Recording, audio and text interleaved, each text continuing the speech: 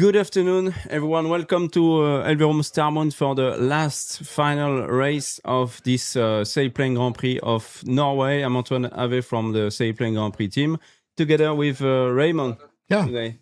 How are you, Raymond? Back in business. Yeah, exactly. Back in business. We're going to have a wonderful afternoon here for the last race. 222 kilometers, very close to the south of the airfield. So it's going to be a nice day. We'll talk about the weather as well. We have the radio just next to us, so you will hear it in the background from time to time. The pilots are all in the air and getting ready right now. So let's have a look at the results. We had 2 days off here in Elverum Starmont because of the weather. It was raining yesterday with some thunderstorms, and the day before as well.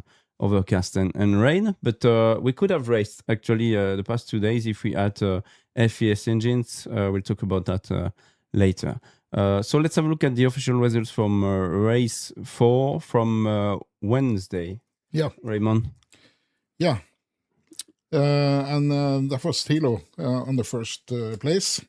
He's doing very well. He's actually in a good position to win the whole competition. Yeah.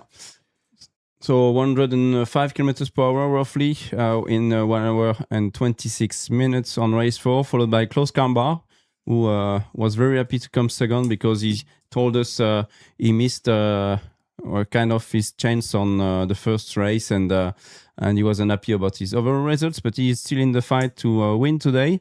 104 kilometers, 8 points. Kato Wittner with a fantastic final glide to the airfield, and with that he bypassed roughly 5, 6, 7 pilots, so he did a very good job on that race. Tet Jagomagi from Estonia in the GS1C, but in 18-meter wingspan with roughly 100 kilometers per hour, 6 points. Michael Fenink in the GS3 with 99.8, just 2 seconds behind. It was a very close finish as well to comment. It was really nice. Arne Martin Göttler from Norway, who was the leader of the Grand Prix before this fourth race. Erik Brenner Martins with a short penalty of 10 seconds made it third place, and actually in front of Pet Panek, who got 56 seconds of penalty. So Arne Martin and Erik Brenner Martins got more points because of the penalty from Pet.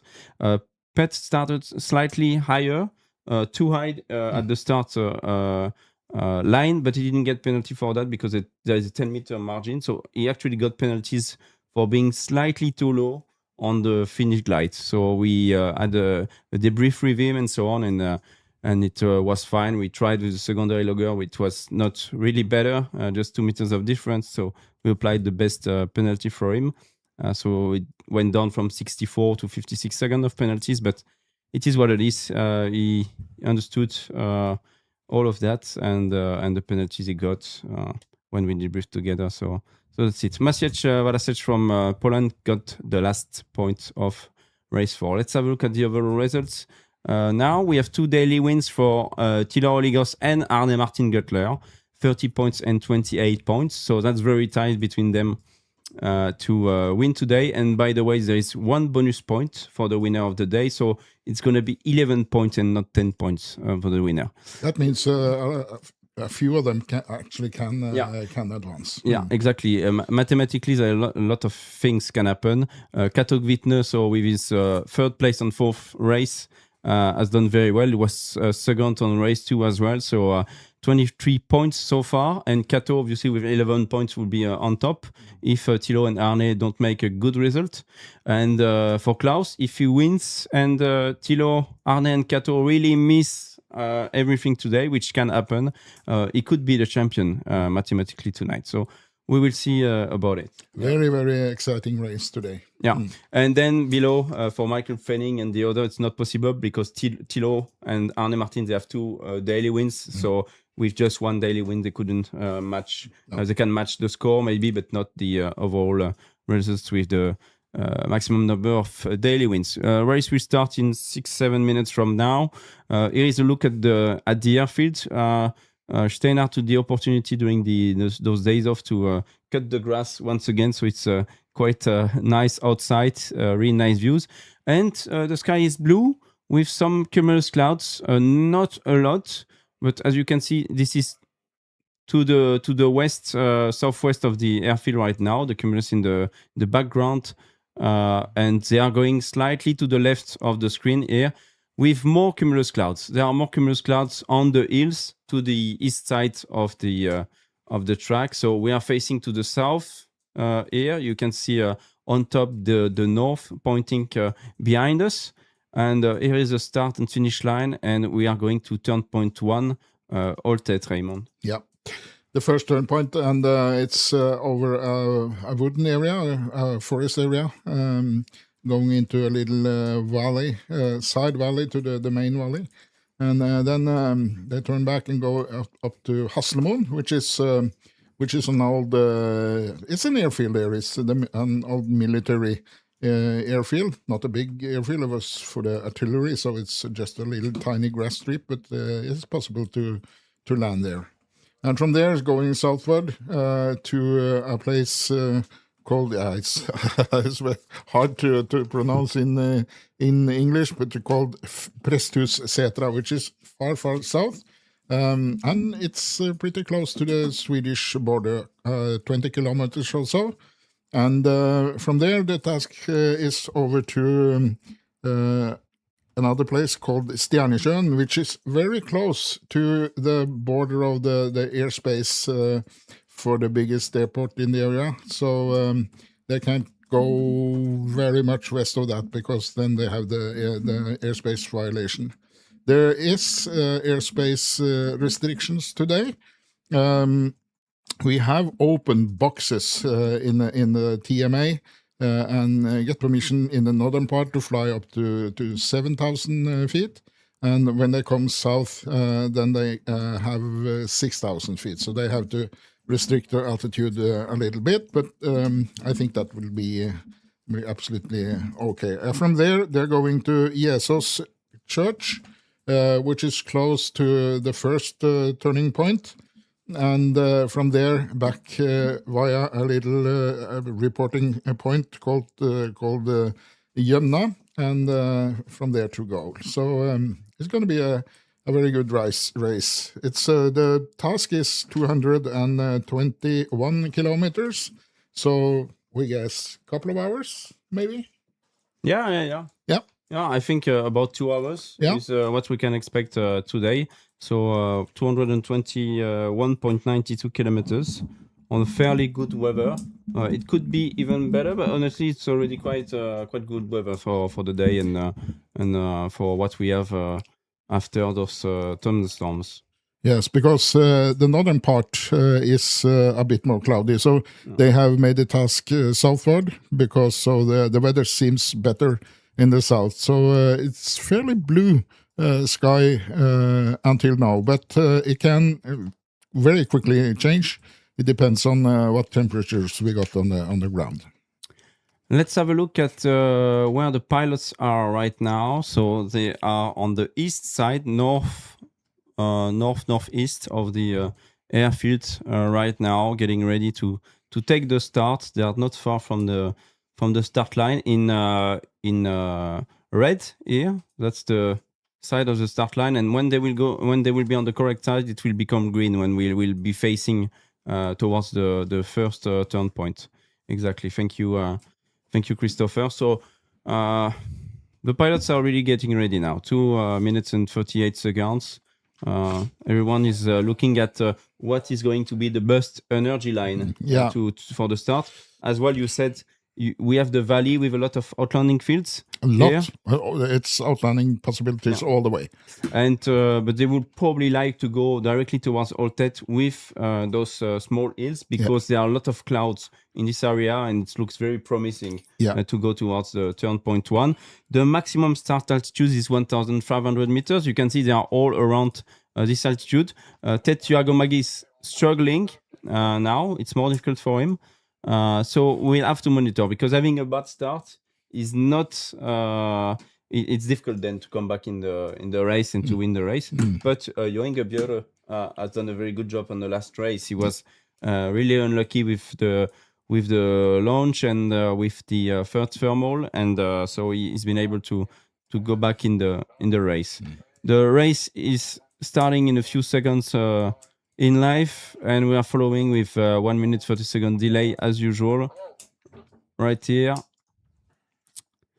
So they are really close to each other, trying to find the best energy line before the start. I'm looking forward to see if we're gonna have a big split or if all of them will go towards one direction. Usually we have two groups, so it's going to be interesting. We have 39 kilometers to go to Oltet on a track of 128 degrees to the southeast, basically.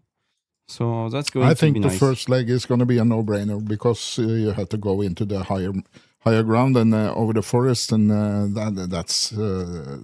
I think that is the most energy. Yeah, that's very good here in this area, especially. Yeah. Like the pilots are not afraid to go there. It works a lot. Like plenty of thermals in this area. The wind is, by the way, slightly from the southwest for about 5 knots maximum. So really light wind here. You can feel the thermals outside when we are looking at the launches. So really a great atmosphere, great weather. Yeah. We've really had a fantastic week. So let's go now and focus for the final race 5 of this FAI Sailplane Grand Prix of Norway together. And the start will be in a few seconds. Let's do the countdown together. 5, 4, 3, 2, 1, go. The race is on. Yes. Echo Lima crossing first. Sierra, Charlie Tango, Lima November. Mike Alpha now. IGC, Pet Panic, Mike 1 with Masiech. Michael Viden slightly lower. But that's we still have this issue with Michael. We'll talk about it later. Tetia Gomagi in 56. Lima Alpha, 3 Victor. So Tilo Aligaus is close to Lima Alpha, and so Eric Brenner Martins and Rune Ovda. They are slightly lower. You can see the total altitude on the left side of your screen. And Echo India is the last pilot to start during Björre. Maximum start speed was 170 kilometers per hour, ground speed. And you can see they're turning eastward and going straight into the forest, the higher ground there, and that's pretty much on track too. So that's good. Let's have a close up of the field here, starting and going to turn point 1. So they are flying together right here. Lima November behind Charlie Tango. A very good start, I think, for Jo Inge Björre, Arne Martin Göttler, who are high. More difficult for the German pilots. 100 to 200 meters below. Yep. Same for Lukas Niederzic, much lower, about 150 meters below the Norwegian guys. So very interesting start now. It might make the difference at the end of the day. Yeah, we will see. But it's a long race, so we can expect some changes. Yeah, exactly. It's a very long race. Well, about 2 hours. That's what we plan. So it's going to be fantastic. I think the weather is really, really nice. So yeah, sorry about this two Yankee guy going around. Maybe we can have another view closer to Sierra or Lima Hotel to avoid having two Yankee too much. Because when he activates his transponder, we found out what's the issue. It gives another signals, an ADSB signals that is taken by the software, and that makes this bug. And unfortunately, to run and fly in the south side of the airfield, close to the TMA of Oslo Gardermoen, it's mandatory to have the transponder working. So he's not able to cut off the transponder, unfortunately. So we'll continue to have this failure during the live. So our apologies for that. Oh no, I think that's a bit early to show that. I have a lot of things ready for you for later after the race for different pilots, not only Tilo. Charlie Tango is on the right side, 148 kilometers per hour. 3 Victor, 150 kilometers per hour. So they fly at pretty slow speed, let's say, because they would like to climb pretty soon. I think we have this nice hill alimented by the wind, and we should get a good thermal around here. We expect them to stop. You can see the light areas there. It's that's actually what do you call it? A moisture area, but but I think they're pretty dry. So in between, it's gonna be good thermals, I guess. So because Maastricht is going like as fast as possible towards this hill, and he will go probably to the right and turn to try to find something here. Let's see what Maastricht does, if he continues or if he goes to that hill. I've seen one pilot stopping, Norwegian pilot as well. I'm looking at the map on my yeah. You're my right, iPad here. on the iPad. Yeah. Charlie Tango is stopping. He's trying something at least. I think the Norwegian that stopped did continue. Yeah, I like what Eko Lima is doing. Katok Wittner, you can see him above the hill, really trying to take maximum of energy, and all the Norwegians are doing that. Lima Alpha, Mike Alpha as well. I would do the same. I would not go directly. I would try to use this energy line and then turn more to the east. Local knowledge is very important here, Raymond. I think so. And these gliders are gliding so well, so there's no problem getting out to the valley and find the places to land if that is necessary. And it's landable just around the first turn point too. So, but let's hope that not. Yeah, exactly. So yeah. That's a good start. So now we are going to have two groups, because we have those Norwegian pilots that went more to the south on the hills, following the kind of ridge. And we have the Germans with the Polish and Czech pilots who went more through a straight route and didn't go to that ridge. And they're stopping now in a climb, so we'll be able to see. You can get the live tracking view. Not this one from Silent Wings, but our own tracking system in 2D and 3D. You can get it on sgp.io/glide/live, and you will see both the YouTube video, and just below the YouTube video, you'll see as well the SGP on glide system with the tracking system. You can move around, select the glider you would like to follow. So it's pretty convenient, and you get all the information in live as well, with the climbs that they get. And so far, the pilots here in 3 Victor, India Golf, Charlie, 2 Yankee, Echo India. So the pilots who went straight, they're stopping in about 2 meter climb per second. That's 8 of them. They have to have a little bit more altitude, so they're going for even 2 meters. So yeah.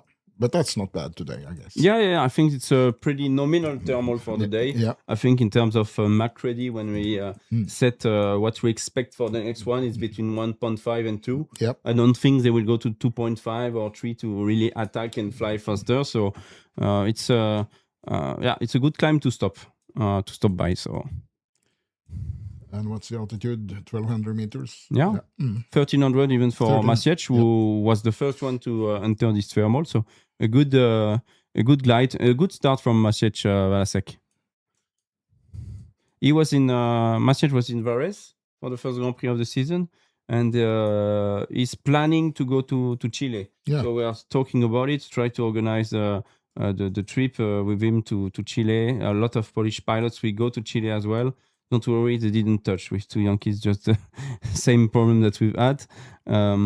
So yeah, he's planning to go to Chile. It's going to be amazing. And I think he will go to Tsar as well next year in Poland for the Grand Prix of Poland. So when they're going to Chile, are they going to go to the same place as the final? They are going to the same place, to Vitacura, to train as well for Vitacura. So they can qualify there and they can train. So it's a long trip. I mean, you need to send the gliders via container, but it's during winter time in Europe, and you can enjoy some more flying in the Andes there in Chile. So it's really great to prepare, obviously, for the final. It's very important. And the final is in January, in 28? So in January 28, exactly. And you can get the full schedule of the Grand Prix by going to our website, and then you click on schedule. So sgp.aero/schedule, and then you can see all the Grand Prix that we have worldwide with a map of all the Grand Prix one by one. You can see 1, 2, 3, 4, 5, 6. So you see where we are going, and you have all the dates available here. So the qualifying event in January 27 is from the 3rd to the 9th of January 27, and the finals is from the 9th to the 15th of January 2028. So it's going to be really nice, really, really nice, I think. They have left the terminal and, I don't know, heading south. Yeah, heading south, Raymond, so above those hills. Yeah. Is there any field? Probably, maybe not, but some small cities or major points here in the area that local pilots know? No. I think the whole area there is very good for thermals, I guess, and the solar radiation into that area, especially when you are closer to the valley, the ridge is very good. But I think they will have a benefit of going eastward and into the wooden area, the forest area, like they do now. Okay. So the Norwegian, you can see the valley on the right. It's a bit over there. Okay. We can see the Norwegian pilots that were in front stopping, but the climb does not seem very good compared to the one that the others have had with 2 meters per second. That seems to be more like 1 meter or something like this. You can see it with the ribbons. Yeah. Actually, if the ribbons are really stretching, then it's a very good thermal. If it is more flat, then it's not a very good thermal, and you have the value here on the screen. Indeed, around 1 meter per second. So it's not great. And Katok Wittner has understood that he must leave because the others are coming and at a higher altitude. So yeah, I think 100 meter above the Norwegians. So actually, Thilo is kind of now the leader of the race already. Yeah, the thermal there did the trick. The one that all the not the Norwegians but the others climbed in. Okay. Yeah. So we have Lukas Nizarzic stopping in this climb because he's low at 858 meters, so he would like to climb. And Luca is already qualified for the finals in Chile. Yeah. So he is actually coming just for fun to the SGP events that are still open because he loves the format as well. So it's great. And we had a fantastic discussions and conference about the FES system and the Iglite. And so we published a few videos yesterday, and we'll publish more videos even about this topic in the coming days or coming weeks. So we have a lot of content ready for you actually about this. Let's continue with Michael Fennick, 1083 meters. We have a good average speed, but they just stopped once. But by stopping once, we still have a good average speed. So we can expect indeed 110 kilometers per hour average. So 2 hours of racing. We will see if they manage to go to 120 or more, but I don't think so. I think with what we have today, 120 is what we can. 110, sorry, is what we can expect. It seems like a little bit space in between the terminals. Yeah, but I don't know if they manage to follow good energy lines or not.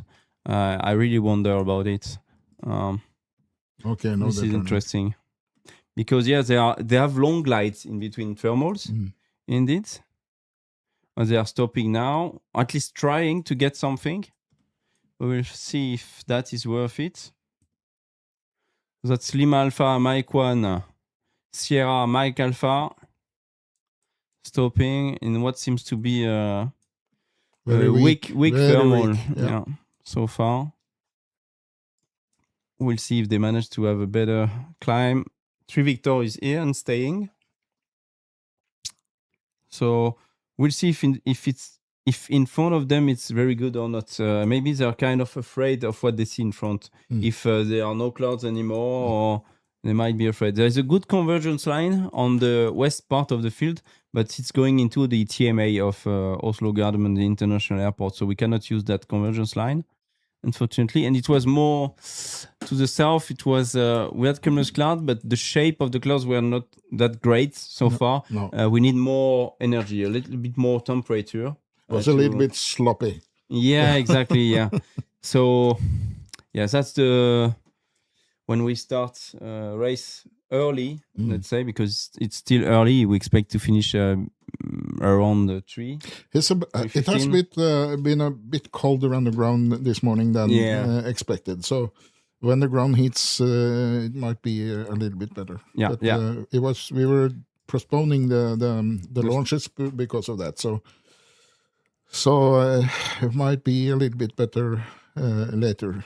Yeah, and we had the rain radar, by the way, on top of the screen a few seconds ago. Those are the blue patches and yellow patches. Those are rain to the north of the airfield and even near Lillehammer. That's why we didn't go to the north, because rain showers are expected this afternoon to the north of the airfield. Yeah, and even thunderstorms probably. Yeah. So we are racing to the south, and hopefully the thunderstorm will not attract and take all the energy from the valleys. Yeah. We'll see how it goes. Oh, yeah. So 2.4, yeah, that's good. Yeah, it is stabilized into something better, around 2.4 for the 7 pilots here. And Kato has had a good thermal straight from the start. I've seen it when they were struggling with 1 meter. He had 1.4, now it goes to 1.8. So we will see if that becomes better. That's the 3D view of the tracking system, of our own tracking system here, that you can try. And at the bottom of the screen here, you see live 1:14 p.m., 1:31 p.m. And actually, you can kind of replay the race at any time of the day or even tonight. You can replay race 5. You just scroll back on with your mouse, and you can even start from the beginning of the race right now if you missed anything. It's very interesting to see the options of the pilots or the tracks, even if you join the race later on during the live streaming. So very convenient. You can click on any pilots on the right, and then the data of the pilots will appear. For example, Arne Martin Guttler, you see the glide ratio, the wind that he has, 18 kph from the northwest, apparently, at his altitude, 95 kilometers per hour, and distance 26.9 flown, 191.7 remaining, variometer, things like this. So a few informations, and then you have a lot of logos on top that you can try, and you will clearly see what it looks like and what changes on the map. It's very, very convenient, very interesting. The ruler is to try to draw the difference between 2 pilots. You can do that, or on the map as well. Ecolima is a little bit ahead of the others. Thank you, Christopher. So 3.8 kilometers between Ecolima now and the Gaggle. That's what we have. But he left that week, Torno. I guess. Yeah, he left. He left. Kato is in the lead. He's got an onboard camera today. All the top 3 has got an onboard camera. So very nice to see. So we're gonna have nice footage, and if one of them wins, it will be interesting to have for the post production, obviously. Masiec, so far so good. I think Masiec is on top of the thermal with Thilo and with those guys. He's had a very good start, better than others. So well done to him. Good flying. Very kind person. Nice to talk to. Yeah. Masiec. We have a great video of him explaining the water ballast and how you feel your glider and the system, why we do that. So we will share that in the upcoming weeks as well for some more educational content of the Grand Prix for people who don't know what gliding is. 2.5, 2.7 meters. I've seen Raymond. That's good. That's good today. Yeah. So far. Yeah, so far so good. What about the airspace today? The airspace is pretty close on the western side of the valley. So I think the option is not to go over there because you have very limited space to maneuver between the valley and the higher ground because of that airspace. Okay. So you're very close to the Gardermoen TMA. We are actually in the Gardermoen TMA, but we have opened boxes, as we call them, the sectors where we can fly and we get higher altitude. And the maximum altitude is about 7,000 feet or something like this? Yeah, in this area. And when they come a little farther south, it's going to be 6,000 feet.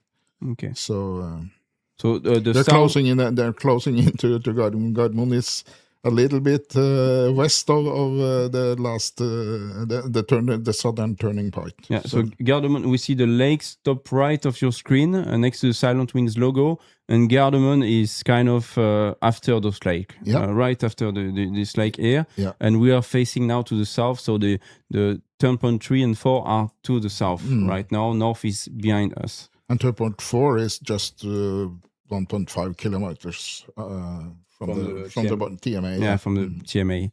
So they need to be careful, but they are need aware. to be careful. Yeah, they're aware of it. I mean, it's been briefed this morning. They know that it's going to be very close to the Gardermoen TMA, so they must watch out because then you're considered that outlanded at the entry of the airspace. So that's it.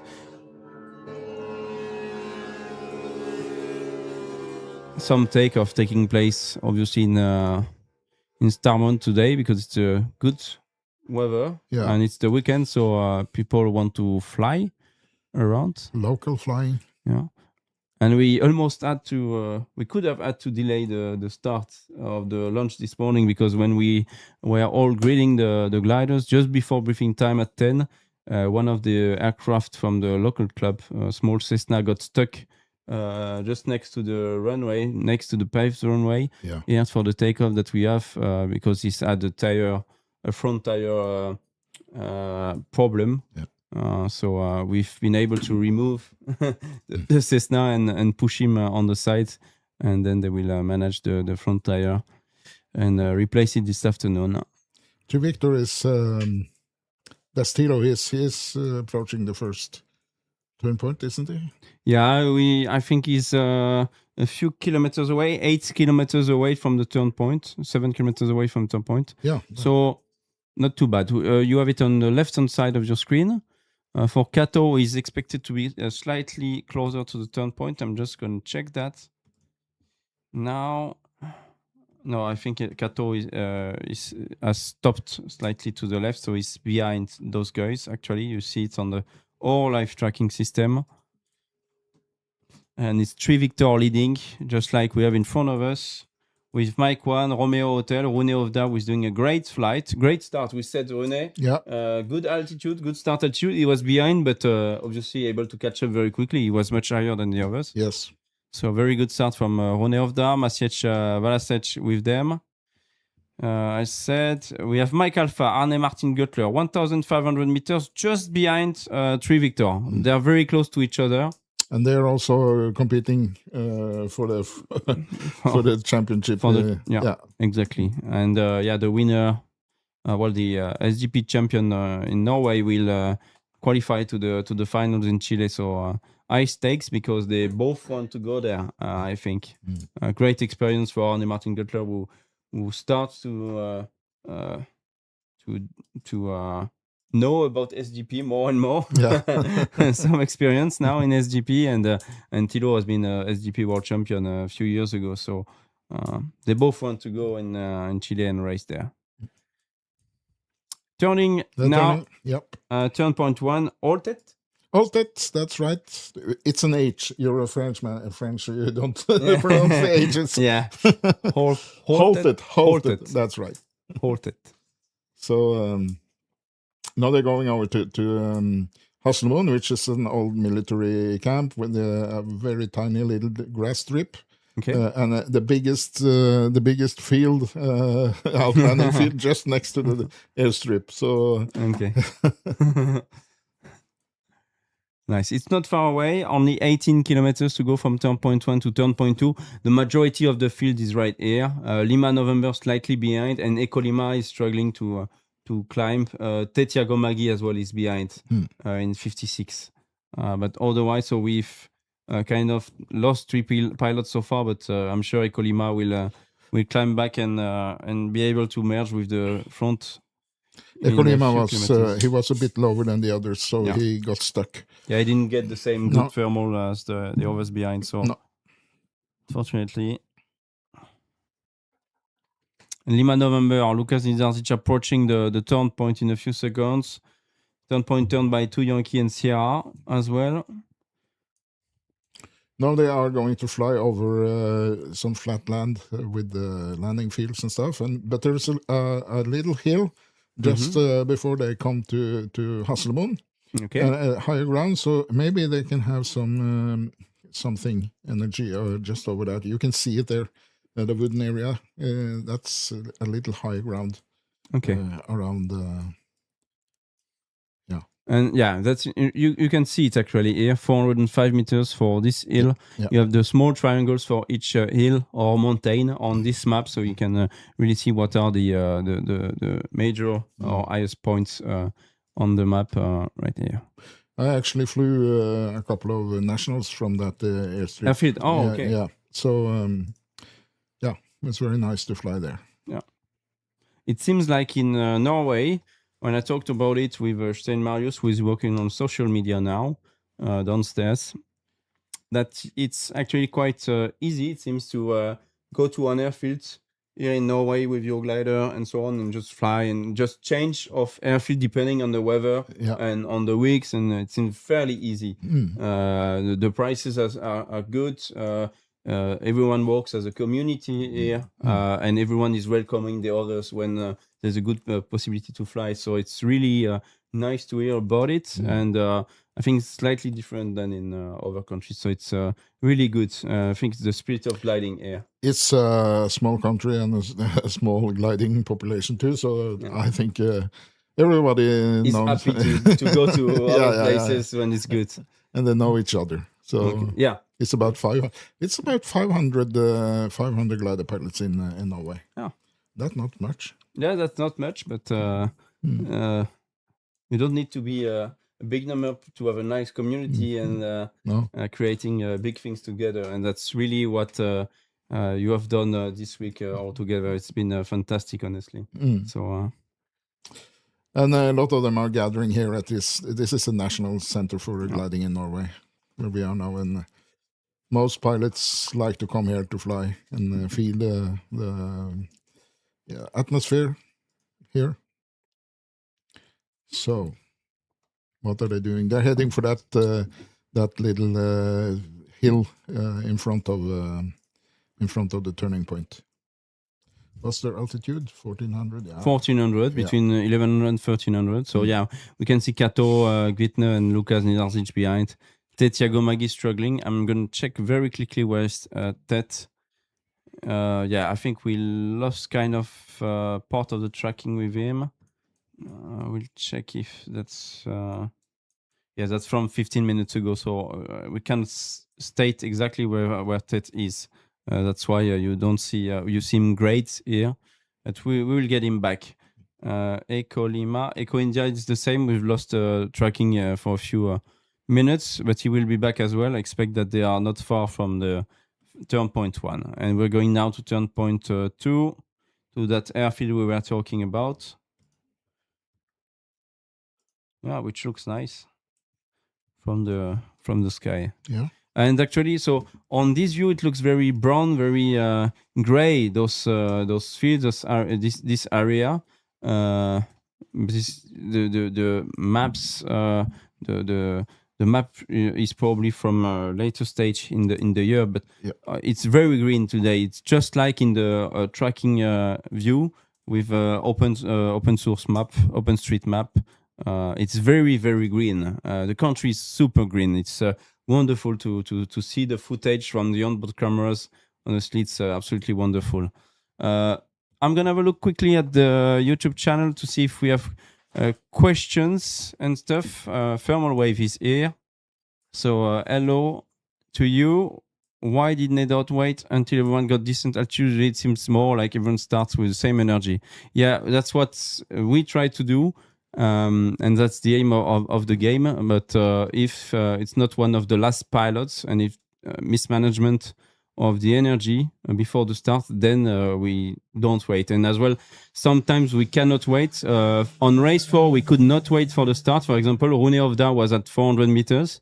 He didn't get any good climb, so he landed back, restarted, and was allowed to start from a higher altitude because we had rain coming over the airfield, and it was just impossible to start later. So we have two constraints: the constraint from the pilots and trying to make sure that they are all more or less at the good altitude. Actually, three constraints: this one, then potential rain or weather, working or not, and then we define a maximum start altitude at the briefing. We may increase it or lowering it during the just before the start, and pilots are aware of it. And if we had this start today, it means that weather that was not that great. They could have started at 1,500. Some have been able to do it, but we could have lowered it as well, maybe to 1,200. So that was more fair for everyone as well. But this is really last minute decision. The start procedure starts 20 minutes before we open the start line. So they still have 20 minutes to get ready in the right position and so on. We'll talk. We can continue to talk about it now that they take a thermal before the turn point. I think the thermal was exactly where I predicted. Really? Over that little hill. I can see it actually. I think so. With you can visualize it mentally, like it's here. Yeah. With all the flights you've done in Raymond. Yeah. So about the start, we have those constraints today, but. You will see videos about the Iglite and what the future of SGP could look like if we had electric engines, because it would drastically improve our race management and how we start the race. There are a lot of penalties at the start. I'm going to stop here and come back later as we follow Rune Ovda in Romeo Hotel, very close to turn point 2. Some pilots, most of them are still staying in that thermal. It's about 1 meter per second, and they are at 1,000 to 1,200 meters. Rune Ovda is the first one to turn point 2, which is Hasselmoon. Yeah. Hasselmoon. and you can see the runway, the airfield strip. Yeah, very short runway compared to the big field. That's true. It reminds me of, in France, we have Châlons-Champagne, which is in the middle of Champagne, where they make the champagne. And they have huge fields of 3-4 kilometers long, really huge field. And then you have that small runway, 1.5 kilometers long, that looks small, but that is quite big already. Same here. It's really funny. Really, really funny. So they're turning just above that little hill spoke about. And you see Rune Ovda, that was clever. He left, maybe he wasn't happy with his position and so on in the thermal. He was like, okay, I'm leaving and I'll get back in the thermals later on. Yes. Stefan, Michael Fennig has done the same in Sierra. He's going towards the turn point, and Tila Orligos is following right now, 1,200 meters. Especially if you have wind in the opposite direction of the outgoing, the same direction as the outgoing leg, then it's wise to turn at a low altitude and go back to the thermal. So, Very valid point. Lima Alpha, Mike 1, Charlie Tango as well are going towards the turn point. Very well done. And from there, they're going southward for a long leg. Yeah. And they could go over to the west side of the valley, but I don't think they will do that because of the airspace restrictions. They are very, very tiny little strip to do the flying. So, Rune Ovda, so he's back in this thermal. Everyone has left it, and Mike Alpha is higher than Tree Victor, slightly higher. It's about 100 meters to go out and back, just like Tree Victor is doing now. Michael Felling continues. It does not stop. Rune Ovda is doing the same, does not stop. So they push. Actually, they push. Yeah. And now, where are we going? What's that turn point 3, Raymond? Oh, that was the difficult name. That was the most difficult name of the day. I'm not sure I will pronounce it. It's called Presthus Setra, which is a very, very local point. No one knows where it is, just a point on the map. But that's that's south of the a bigger city called Kongsvinger, so you have to cross over that city. And that is pretty close to the Swedish border, I guess 20 kilometers or so.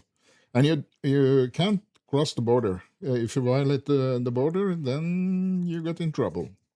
You get in trouble with with the competition, and you get in trouble with with the army, with the Air Force now. Yeah, exactly. It's not very far from the border, and it's the longest leg that we have today, 64 kilometers to go to the turn point 3. The track to go there is 164 degrees, so really to the southeast. You can see it in the background, turn point 3 right here, and it will be very short between turn point 3 and 4, so that we avoid that the pilots are crossing each other again, to avoid a face-to-face mid-air collision, obviously. And now you can see the valley out here, lots of landing places, landing fields all over the place. Yeah. So this is a very good area to fly. In bad conditions, because it's landable almost everywhere. Yeah, exactly. And we can see that small hill as well. That probably helps to get thermal running in this area. Let's have a look on our tracking system, if this is a good thermal or not for the pilots. 1.7 meters approximately for 9 of them here. Yeah. I see Eco India and 56 are flying together. They have turned the turn point 1 and going to turn point 2. And they are at 1,160 meters for Yoinge Björre, and Tetiago Magi is at roughly 900 meters. They have a climb of about 1.3, 1.5 meters per second, so similar to what the others are experiencing right now. And then they will have to go to the turn point 2. Lukas Nizardzic has turned the turn point 2 in Lima, November, and he's climbing back in the thermal that everyone had before with 1.8 meter. It seems to be a better thermal, what Luca has right now, much better. It was very close to the one that they've had, but maybe when they crossed back, they didn't feel something great and didn't stop, and now they are forced to stop before crossing the valley again. Yeah. And we talked about the greenness of the valley, and it's really green like this right now. It's just fantastic to see from the air. Raymond. It is, and I'm very excited what they're going to do now, because you see the tractor is going on the western side of the valley, and that's very close, as I said, to the Gardermoen TMA. It looks like they are trying to cross the valley and go over to the other side. But Ecolima and they're struggling over here. Yeah, they're struggling, but they climbed with 1.4 meters, about 1.4, and now Eco India has left. He's going towards the turn point. He climbed to 1,200 meters. So it's not, I think the ceiling is not that high. No. They kind of struggle to find very good thermals, and it's more about 1,200 meters. That's what we see. Now they already left that thermal at 1,200 again, so it's not easy. But the ground is lower. I think it's 1,000 meters above ground level. Yeah. Because the hills that are between 340 to 400 meters above ground level. So in the valley, it's about 1,000 meters above ground level. Interesting. It's not easy. It's not easy those days. I'm going to have a look quickly on my side on Windy. If you go to windy.com, around the contest area, you can get a lot of webcams as well to see what the sky looks like.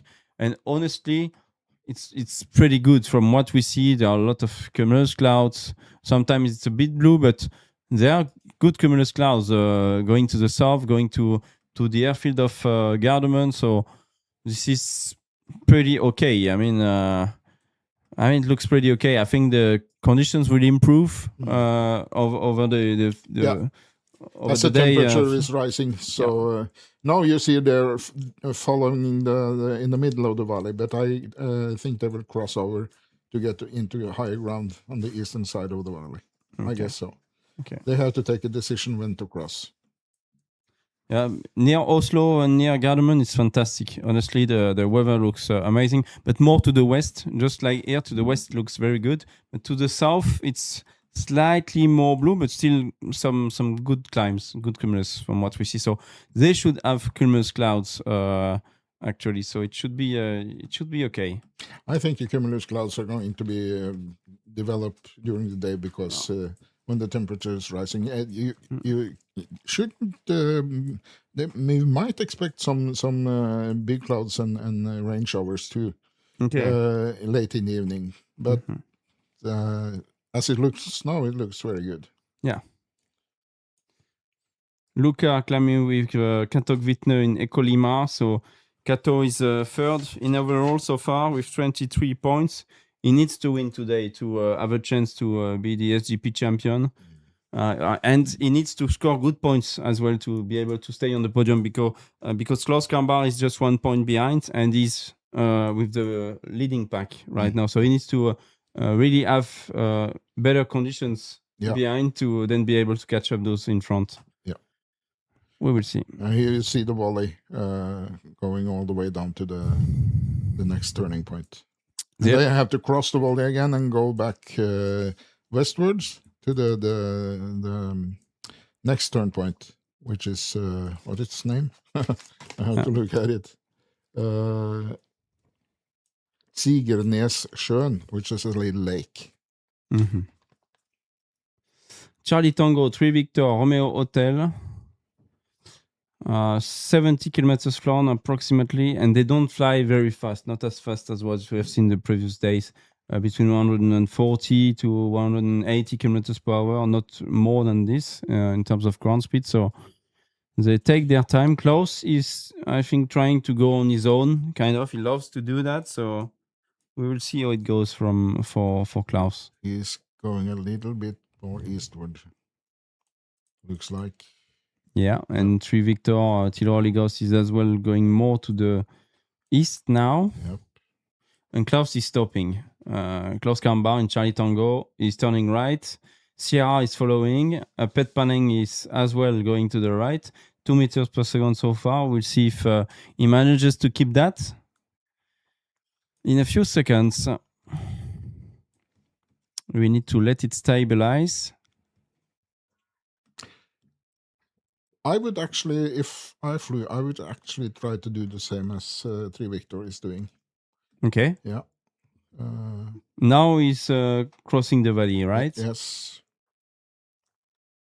And by the way, on the other, you can see to the left, very far left of the screen, 2.7 meters, there is Lima Alpha and Romeo Hotel, so 2 Norwegian pilots who already crossed just above the face of Arne Martin Gutler here on the left.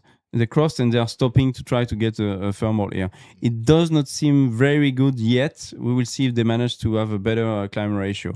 It seems like they are very cautious. They're not taking any chances. They're flying slow and I think they are a bit aware that it can be a little hard to find something. There's a big. You can see it's quite a bit to cross the valley. The valley is quite wide here. So, yeah. Yeah, so 3 Victor has decided to cross. Charlie Tango stopping in a fairly good thermal. Honestly, we have roughly 2 meters per second between 1.7 and 2 on all tracking systems. So it's a pretty solid climb for the day. Yeah. Really a high average climb. So that's good. That's good. Now the main question will be at which altitude will they stop to climb? Now Klaus is the highest pilot in the field. 1,250 meters. We'll see if they can go up to 1,400. That would be nice. That would increase the average speed. And if it's even higher than that, it's amazing. But I hope he's not going to leave now. Let's see. Let's see how far and how high they can go. You see, Tilo is 3 Victor is pretty low now. It's Yeah, 850 meters, so Yes. 650 above ground level, something like this. So Yeah. he need to find something. Yeah, that's interesting. Very interesting. He can lose the championship now. Yeah. Tilo. Yeah. If he doesn't find anything, so it's going to be critical to find a good lift now. Yeah. And yeah, that's why in gliding, nothing is ever earned or wins before your race, because anything can happen during the race as well. We'll see. I mean, Kato, he can still come back and join those guys. He climbed very high, up to 1,400 meters, so it's very good. I think Klaus Kambar has left now. So they stopped at 1,350, something like this. Arne Martin Guttler has not crossed. He's with Mike 1 at 770 meters. So it's the same for Arne Martin. He's low. And they are on the west part of the valley right here. And we see some hills. So he's staying in between those two parts. Because the border of the TMA is just right next to them. Right next to them, yeah, that's right. Is it like on the hill, something like this? Yeah, it's on the hill. Yeah. Okay. Interesting.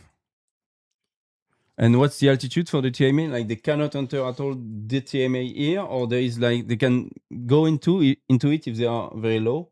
Like probably. I don't know I can't remember the altitudes. Oh, look at that. 5,500, 4,000. Shall we tell him? He's pulling up. Oh, yeah. He's done some dolphin flights. Yes. So Pet Panek, Lima November, and Sierra stopping. Kato has been... look, Kato is climbing 1,500 meters.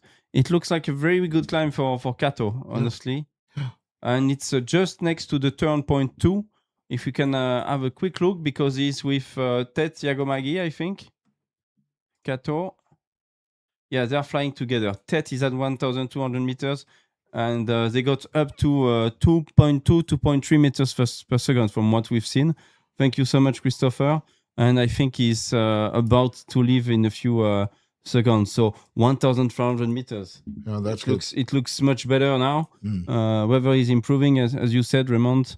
So it's great. Let's see now for Arne Martin Guttler taking some risk on that part of the task. Ground speed is low, 120. But Tilo, his altitude is 950. He's climbing. Yes. He's climbing back. I've got an average speed of 1.3, 1.4 meters per second for his variometer. And behind him, we also have, that's Arne Martin Guttler, sorry, with about 1 to 1.5 meters per second. When Tilo crossed Prix Victor crossed the valley, he took a chance because he was pretty low before he started to cross. Yeah. And it was absolutely necessary for him to find something to climb on. And to do that, you probably had to go across the valley and up to the little to the forest area. So he have managed to do that now, I think. Okay. Looks like that. Yeah. Well done, Eric. A good climb for Eric Brenner. 1.8, 1.9 average. So it's very good. 1.8 today. Very, very good. Well done. Rone Ovdar. Slightly not as good as Lima Alpha, but still a good climb. You can see on your screen. When it will stabilize. Tilo only goes 1 meter per second. And he's left at 1,100 meters. So it's towards the turn point now. He's on the good side of the valley. Yeah, he's on the good side now. Not annoyed by the airspace of Gardermoen as well. So he's well clear of the airspace, and he's in a high energy ground. Okay.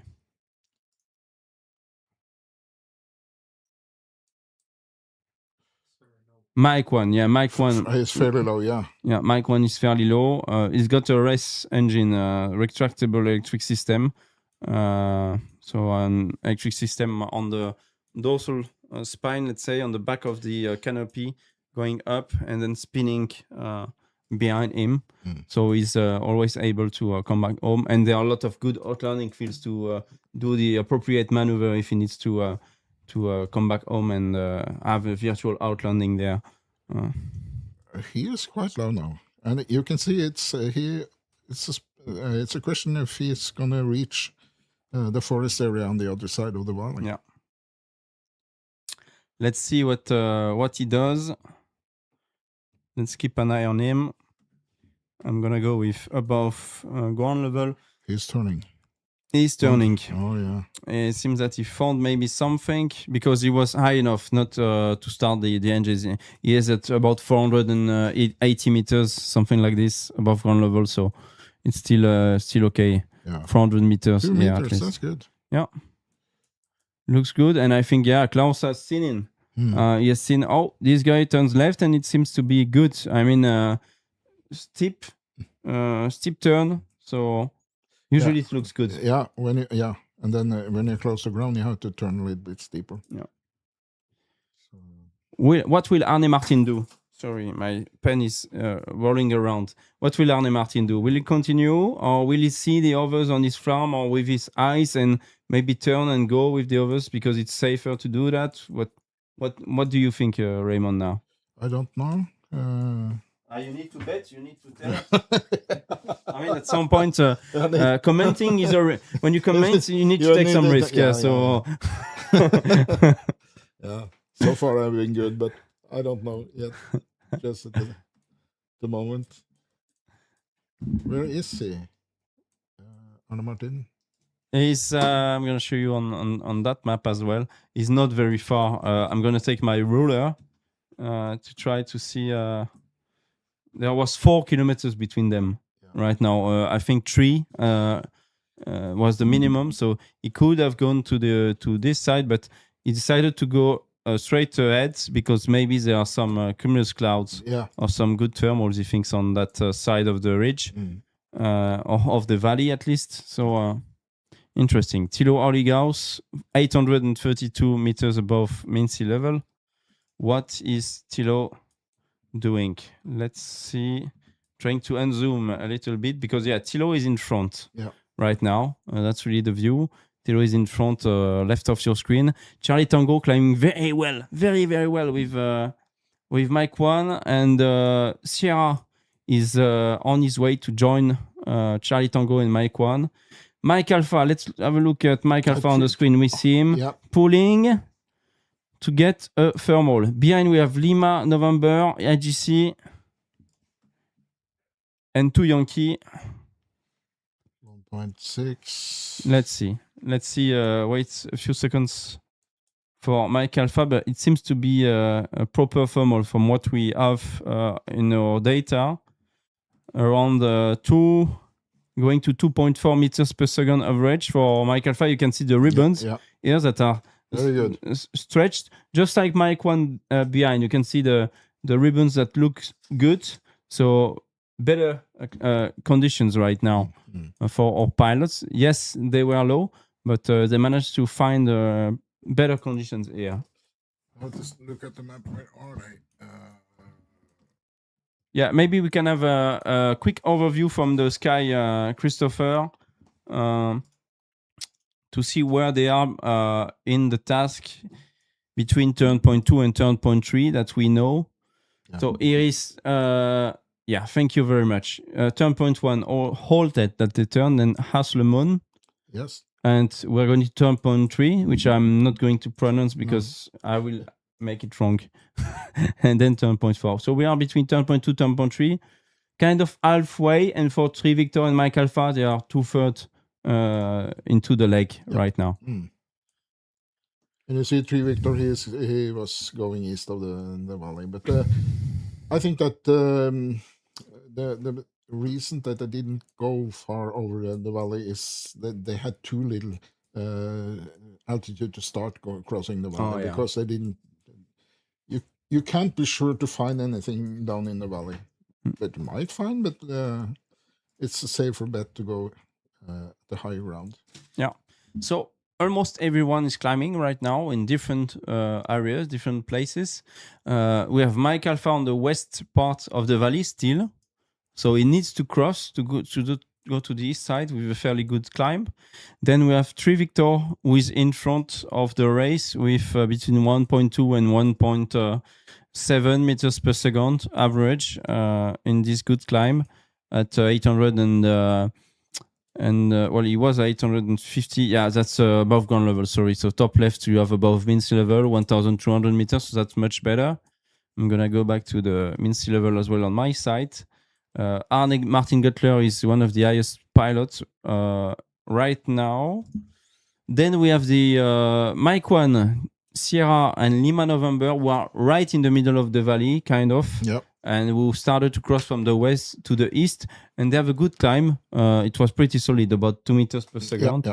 Yeah. So really good pit stop from them. So they had they very lucky because they found the terminal in the middle of the valley. Yeah, but I guess it was a little settlement there with maybe that's the point where you have roofs and asphalt and stuff like that. It could do the trick. And this is a very good image of the thermal actually, and how you're supposed to take a thermal. Yeah. When you look at Mike 1 and Sierra, they are on the opposite side of the thermal, flying very well with a steep angle, and they climb well. And below, IGC and Lima November, they are just trying to find where the core of the thermal is. They struggle to find it. I think they are not at the good place, considering the wind and so on. They don't seem to find it very well. Petri is trying to get something, but I think Luca is going in the right direction to find the thermal now. More to the wind. So he will hopefully find it and get something similar to stay in the race. Klaus Kambar has decided to leave and attack and move forwards towards Thilo Oligaus. He needs to win today. Klaus, he needs to win to be the champion, and hopefully with some mistakes with Thilo, Arne, and Kato, he can make it. But you can clearly see the weather is improving now, because it's the terminals are closer to each other, and there's better climb. So Mike 1 was actually in position to land out, but now he's in how is he 1,100, 1,200 meters. Yeah, so that's pretty good. BN with also Kato and 56 Yagomagi turning the turn point 2, and they went down to the valley. Yagomagi stayed on the west side of the valley, and Kato Gvitne went to the right side, to the east side of the valley, going down to the south, and progressing well. But so that's why Kato is quite kind of low on the table here on the left. That's because he's made a long glide, and he's back in the background in Ecolima. He's back with Rune Ovda climbing at about 2 meters per second. So he will find something in this area. That's a good overview. I think we see what's going on now. Mm-hmm. Yeah, and it was a decision when to cross the valley. Where they were crossing now, that's where the valley is at its widest, probably. So they have a long flight to cross over the valley, but you couldn't be sure. It can be thermals in the valley too. So yeah.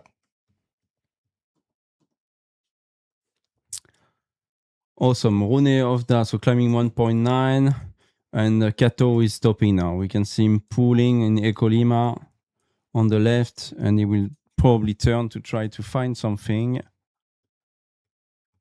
Let's see. Charlie Tango still climbing. Mike 1 and Sierra stopping in what seems to be a good climb. Yeah. We will see. Very good. We will see. We can stay here. 2.7, 2.6. We have roughly 2 meters average on our tracking system. Let's see if it stays. But I think Thilo took the best energy line, and he went the eastward. Yeah, he went low, but that was a risk to go that low, honestly. But he managed to fly and to fly there and to find a good thermal on the other side of the valley. So Good bets from him so far. We could have lose him. Yeah. Yeah. Early in the race. Okay. Thilo is 20 kilometers away from the turn point 3 and continues to glide towards there. A few lakes in the area to go there as well, Raymond. They are, but the lakes are not making a big difference because they're too small to have a big impact on the weather and on the thermals. Yes. Is Charlie Tango leaving or not? And Mike Alpha is on the right side of your screen. He has left his thermal and he goes towards the turn point as well with Klaus and with Tri Victor. He knows that Thilo is in front and probably as well he does not want him to go too far. No. You want to stay kind of close and connected to be able to have an advantage if the pilot in front of you makes a mistake. Yep. And if he's too far, you cannot see him making his decisions and potentially making a mistake. And besides, you have control. If you can take a chance and go somewhere else, but if you keep close to your nearest competitor, then you will probably have a chance. Because if you don't are in the proximity of him, then you can lose him. You don't know what's happening then. So that's just the same as sailing too. Yeah, and I think Arne Martin Guttler is crossing above the forests that are in the middle of the valley. He's trying to do that trick, local trick. Thanks to his local knowledge, you can see the hill, actually, the hill and the forest. So that's quite clever. And he's stopping in about 2 meters per second. Seems like even 2.2, 2.3. We'll see if Thilo can get something even better than this. What's the height difference between them? Thilo is at 1,253 and Arne Martin is at 1,200. So they're very close in terms of altitude. Yeah. Arne Martin is at 22 kilometers from the turn point and Thilo has 16.6, 17 kilometers from the turn point. So the next thermal is going to be very interesting and important, I guess. And that's it. Thilo Oligos is stopping. And after that turn point, they have to go westward. And then they have a new path. And it's the path is on the western side of the valley for most of the time, or a long time. And then they're going to cross over, and it follows the valley in the middle. And there's a question: what should they do? Should they go eastward into the high ground, into the forest, or what should they do? That's a decision to take. But we don't see the clouds. We don't see what they have in front of them, so it's a little harder for us to predict. Yeah, Tri Victor is going straight on. Here you can see, you see the track on the right side of the river there. They're closing in. 2.2 meters. He's not turning. Dolphin flight. Tri Victor. Arne Martin is flying well. I think he's left. Tri Victor, he tried to get a good thermal. It seems to be good first, but I think he left when he saw Lima Alpha and Charlie Tango coming as well. So it's interesting. Arne Martin stayed in his very good thermal and he's going to be kind of on top of everyone. But Thilo climbed very well in a few seconds. So he's got a very solid thermal. Yep. Yeah. Rone Ovda is climbing. If we can have the view of Rone, because it will give us a good indication of the ceiling in this area on the hills, because now he's passing 1,550 and he can go higher than that. It's a very good climb. We can see it with the ribbons again. 08, 091. At the same time, they have altitude restrictions when they come so far south. It's just 6,000 feet. Okay. 1800 meters. What's interesting is that Rune is not very far from Eco Lima, from 2 Yankee, Eco India 56. So 5 pilots are at the back of the field right now, but they are together. They are just on the right side of the screen. If we can have the view, thank you. So that's Tet. You can see Eco Lima next to Rune, actually very close.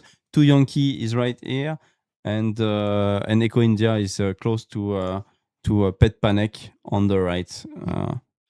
So it's pretty good. Pretty good. They will probably meet again soon and fly together. But Rune of Da has climbed to 1,600, more than 1,600. You can see it top left of your screen right now. So indeed, very good weather conditions now. If he manages to go higher than that, it's really good. I think it's already good enough. And he is leaving the thermal, maybe. As I said, 1800 meters is the maximum altitude in this area. Okay. Well done. Lima November, Luca stopping at 1,100 meters above mean sea level. So 700 meters roughly above those hills. That's very good. They are really spread. Racing against each other, but they're really spread and everyone taking their own decision. And we really like to see this. But I guess that Anna Martin will be close to Tilo. Yeah. As I said. It's going to be easy. Accelerating now, 194 kilometers per hour. Arne Martin at 1,360 meters. Average speed around 95 kph. I'm going to check for Tilo and everyone. Tilo up to 103 kilometers per hour because he's left his thermal towards to go towards the turn point 3. Sorry. Klaus Kambar and Charlie Tango behind. Then Mike 1, Sierra, Lima Alpha, and Mike Alpha. I think Lima Alpha and Mike Alpha will merge and fly together again. They are at Mike Alpha is much higher actually.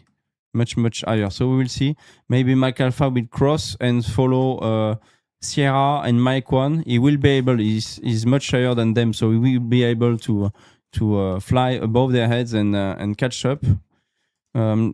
Just going to check quickly the kilometers of differences between Mike Alpha and Charlie Tango. 5 kilometers of difference between Mike Alpha and Charlie Tango, and Mike Alpha has stopped.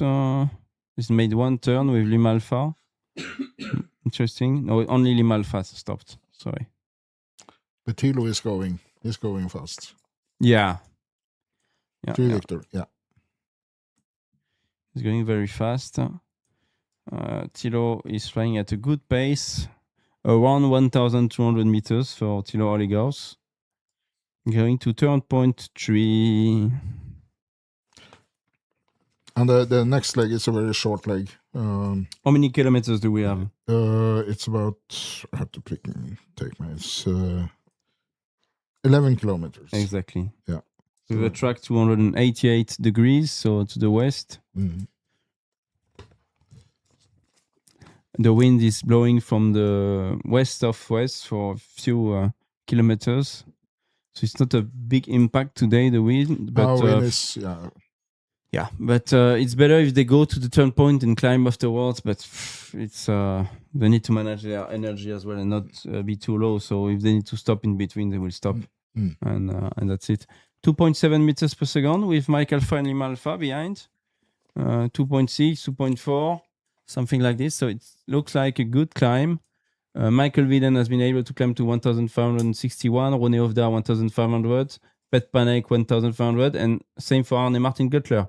And Tilo is at 1,100, so that's very interesting. Yeah.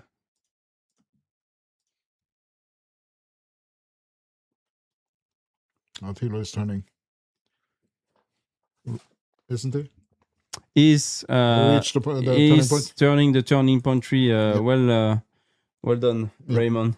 You have good eyes. You spotted him. Yeah. He will not turn before we see him turning. Well done, Tilo Oligos. Congratulations, the leader of the Grand Prix so far. And from the the calculations that we have, actually Thilo and Arne Martin are very close, very, very close to each other. Actually, Arne Martin is kind of leading a tool that we have to simulate the final glide, thanks to Jan Olaf, who works here on the SGP of Norway. A lot of tools are being developed at the moment. Developed on the fly. Yeah, exactly.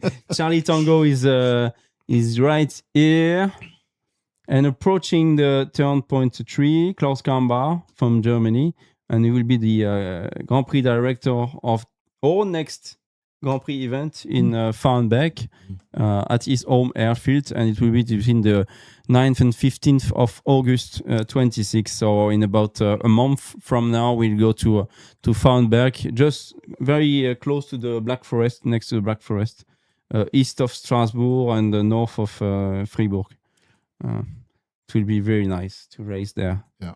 Hopefully we'll get amazing weather. Well done, Klaus, for turning turn point 2. Mike 1 Sierra following behind. Yeah, you can see the altitude of Arne Martin. 1,600. Great climb. Yes. Amazing climb. And he can push. Yeah.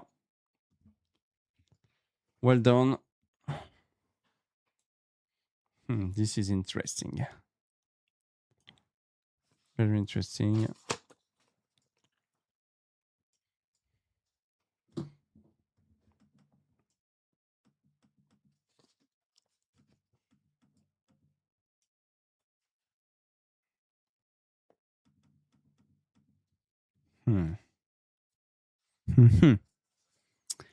Okay, so Mike 1, Masiec is approaching the turn point. He's flying at 1,122 meters. Sierra Michael Felling 1,081 meters. Mike Alpha, so 1,458 meters. I think he starts to accelerate. Yes. Mike Alpha. I would like to see his ground speed. Yeah. Can you see that? Yes, we can see it on the side. No, that's the average speed. But on top, I think we can get speed actual. No, that's the average. Sorry. So no, you don't have it. It right here. We have it on the silent wings system.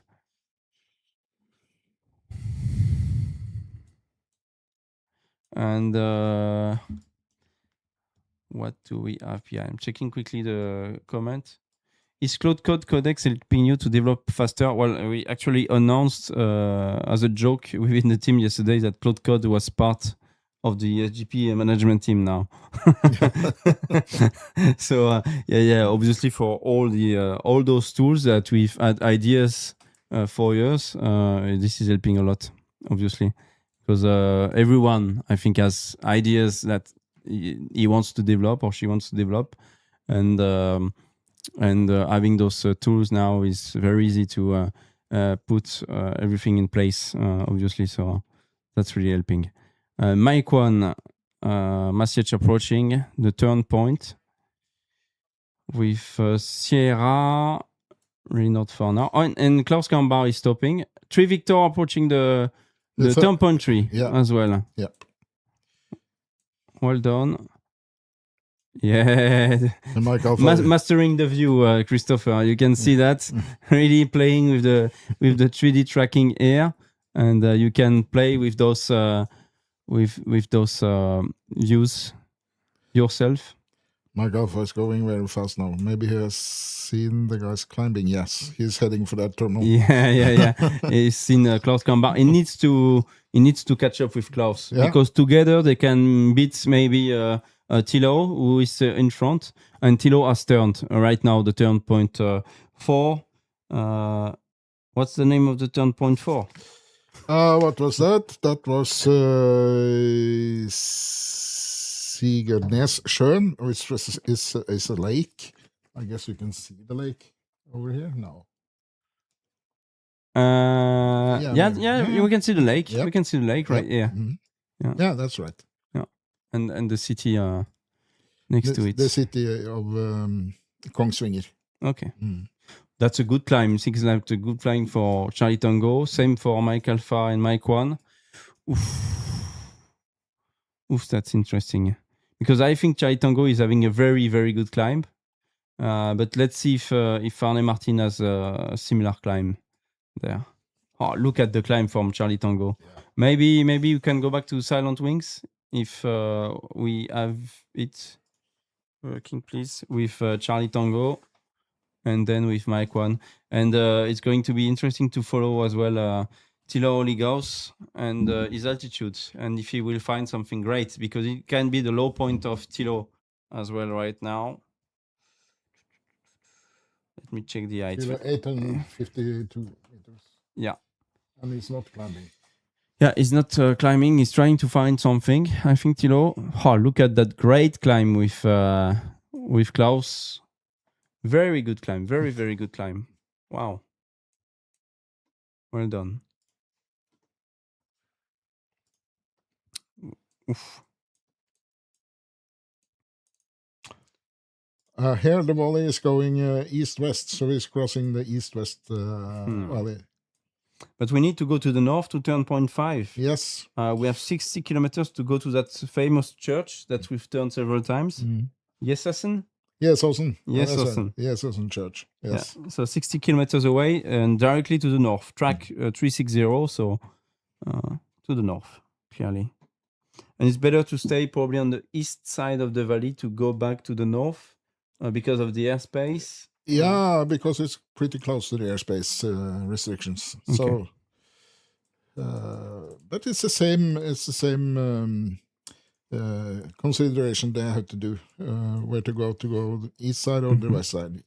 As you have seen, most of them go to the east side, and they will probably cross over at some point because the track is crossing the valley.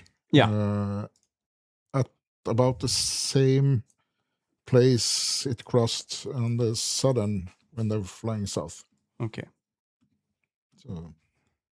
And that's interesting because Rone Ovda is doing a very good flight in his Ventus 3 M. Very, very good flight. He's joining Sierra, Mike 1 and Mike Alpha. And Arne Martin still has a very good climb at 1,720 meters.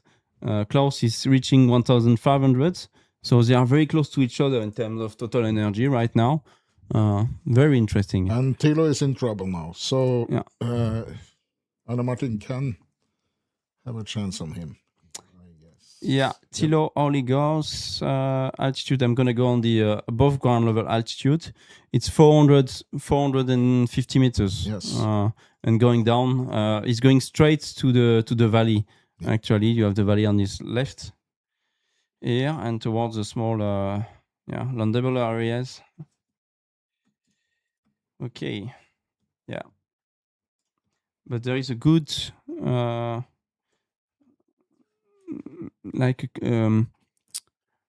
do we call that? There's a terrain that is being used right in front of us. Yeah, to land, you mean? No, like there are works extracting the rocks and stuff there. Yeah. So it can bring some energy, those areas as well. I think that's what he was aiming at. He's crossing over.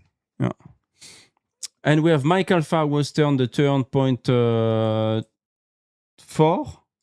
Turn point 3? Turn point 3, sorry. Turn point 3 going to turn point 4. Chasing Charlie Tango, close camber. And there are 200 meters of difference between those pilots right now. Flying not too fast for Arne Martin. Probably trying to enjoying some good lift right here. So slowing down to enjoy the lift and then accelerating in the sink or before going in strong sink to maximize the energy line. So very well done, Arne Martin. Same for Maciej, very solid flight from the beginning with Maciej Walasek. The start was very good from Maciej. So, and he had some trouble earlier, and now he's back in business. Rone, Lima Alpha, Lima November together. Can we have a look quickly at Katok Wittner, who is third in the overall, to see where he is. He's approaching 1,400 meters, approaching that group, who is climbing up to 1,600, 1,700. Everyone is stopping there. He's not very far from the thermal, but he will need still to work to be able to catch up those pilots, and we'll see. Tilo is And- climbing or no? Yeah, it's a very Very weak thermal, exactly. So you have to take it. Yeah, he Yeah. has to take it. And sometimes when you take it from the ground like this, it improves. Yeah, that's Yeah, right. you kind of wonder if you are not helping the thermal to improve by turning with him. It's very funny. Sometimes when you're low, you have those thoughts. Yeah, and it's very tight. Yeah. Also at that Yeah, altitude. yeah. So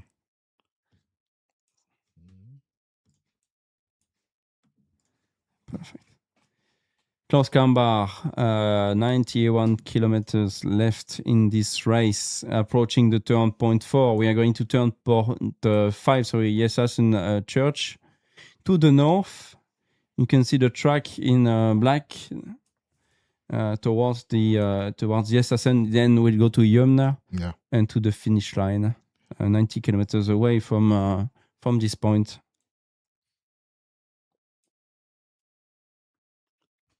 But Tilo, he's not climbing much.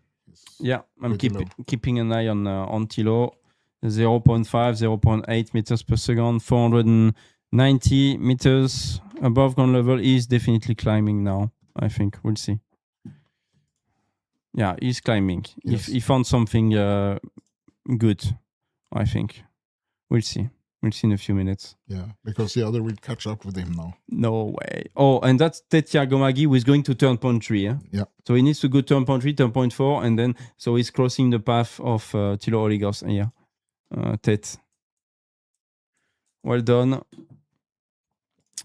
We have Mike Alpha, Mike 1 turning just behind Klaus Kambar, and they are leading this race because Tilo is very low now. He really needs to get a good climb now to be back in the game. We got 0.7 meters per second for Tilo Oligos average in the last 60 seconds on our tracking system. So it's it's a weak thermal. He is low. He needs to be patient because he had a lot of, I think a few minutes of advance on the others. He catch that. I think he took that thermal in the valley. Yeah. Or close to it. Yeah. Yes. Yeah. As we said, this is going to be an exciting race. Yeah, exactly. I mean, with the tool that Jan Olav has done and that we are using on the side as well to have a look at the potential ETA of arrival, we have 15:20 local time, 13:20 UTC time, Zulu time.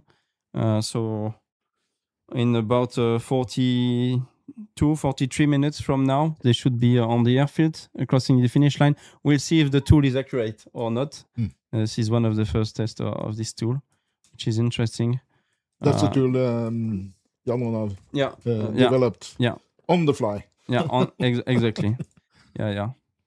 With just ideas like this, and taken from as well, I think paragliding or a sport like this. Yeah. So this is quite funny. And there is a position chart that is quite funny as well. But to be able to show it as well and to integrate it in more tools, it needs a lot of testing. It's good to try it out here on the go as well. Yeah. Michael Fenning, turning turn point 4, well done, followed by Luka Znidarzic. Well done, Luca. Eric Brenner Martins flying safe at 1,400 meters. Always safe, I think, this week. He's been flying very well. Rone Ovda is behind now. Yeah.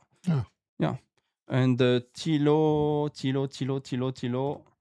I got 1.82 meters per second for Tilo at the moment. I think he left his small weak thermal to get another one, pretty close to the first one, and it's getting better. Yeah, it's getting slightly better for Tilo, but he's at 843 meters. You can see, and the others are just passing by.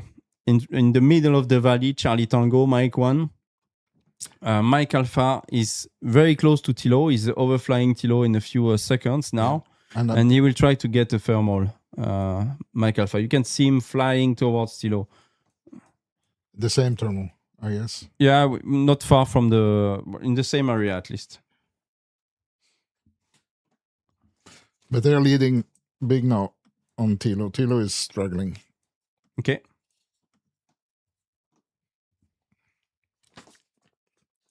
Mm-hmm.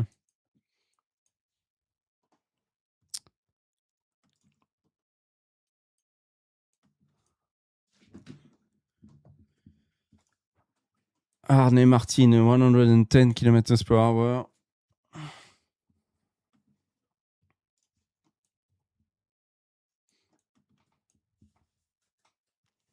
And stopping. 1.3. Not good. Not Tilo good. is just nearby. Tilo is at 682. Arne Martin at 1020. So roughly 350 meters of difference between the two. Charlie Tango is higher, 1100, leading the race. And Mike 1, 953 meters. Yeah. I don't know if I would have done that if I was Arne Martin, but we said we would like to cross and stay on the east side. Yeah. They are going straight on the track, Charlie Tango and Mike 1. They are not locals. No. So yeah, I think Arne Martin is trying to go back on this on those hills over the forest, which is might be a clever move. Might be a clever move. Yeah. Because then we have the other Germans, Sierra, behind Charlie Tango. We stay on the west part of the valley.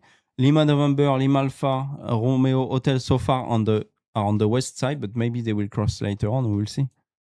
We'll see where they decide to cross, or if they want to stay on that part of the valley. Mark Alpha he knows this area very well. Yeah. So, yeah.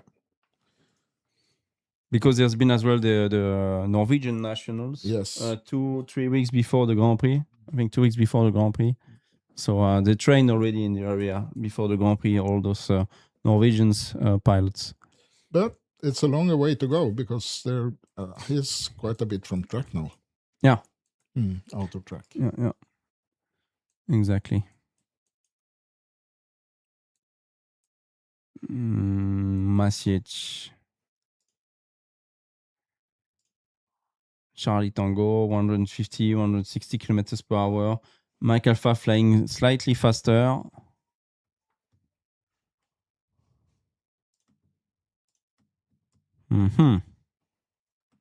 Interesting. What about Kato in the champion? How is he doing? Can he win? In the overall, Kato Gvidner? Yeah. Yeah, he can win. He can win. He's on third place. No, but yeah. But if you want, we can go back to the shared screen with the overall results before this race. If you want, we can still have a look for it. And so those are the overall results after 4 races. Race 5 is in progress. So Tilo 30 points, Arne Martin Göttler 28, Kato Gvidner 23 points. The winner of the day gets 11 points, and then the second 8, then 7, 6, 5, 4, 3, 2, 1 for the 9th place, just like now. So actually Kato can win. Kato can win. With 11, it will be 34. So with Tilo in kind of trouble now, we can end up in the low places. But Arne Martin has a good lead, 5 more points. So Arne needs to be 4th probably, so that he can hope to win the championship. So we will see. We'll see how it goes. And Decolima Kato is turning the turn point 4. Right now, we can see it just above our heads here, and we can go back. Thank you so much, Christopher. And you can probably remove quickly the start gate open at the top. Thank you.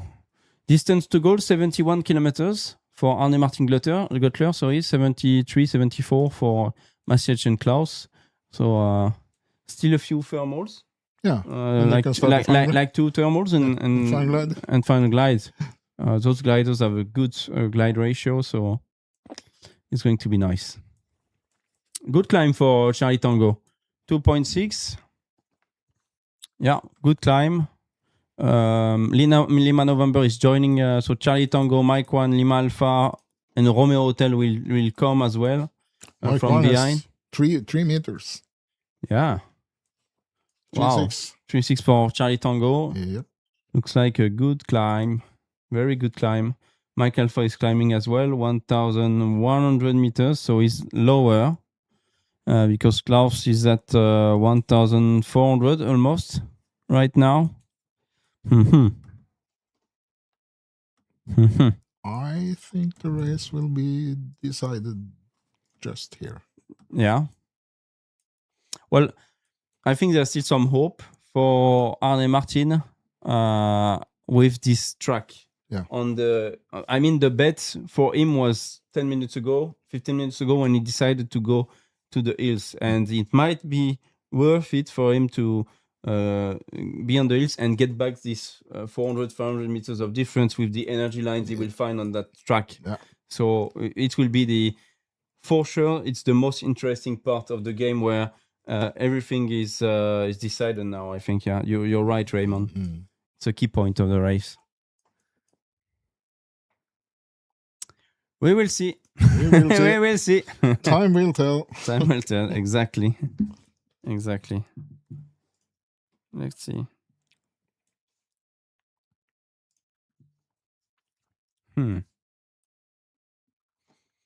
Let's see. Mike Alpha is going. Yeah, Mike Alpha is going.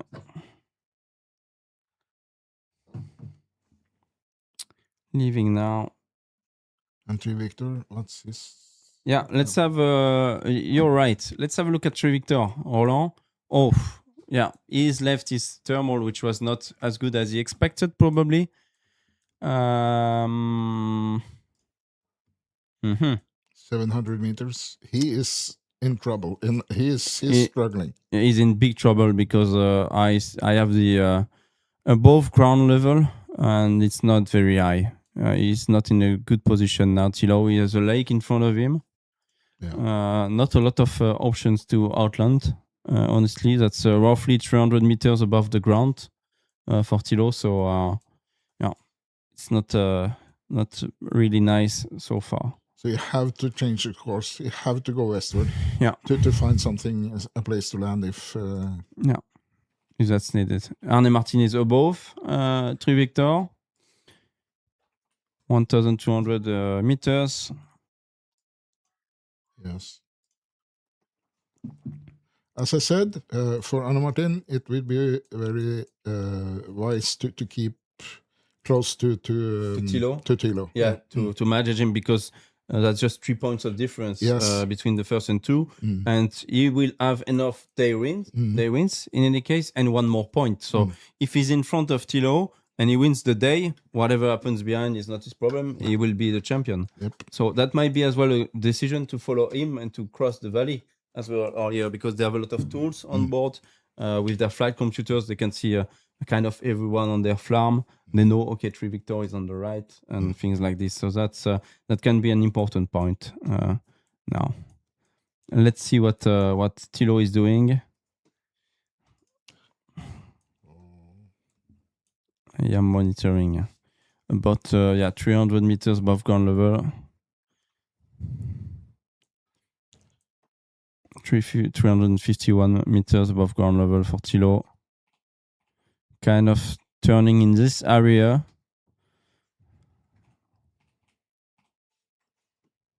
We will see. Yeah.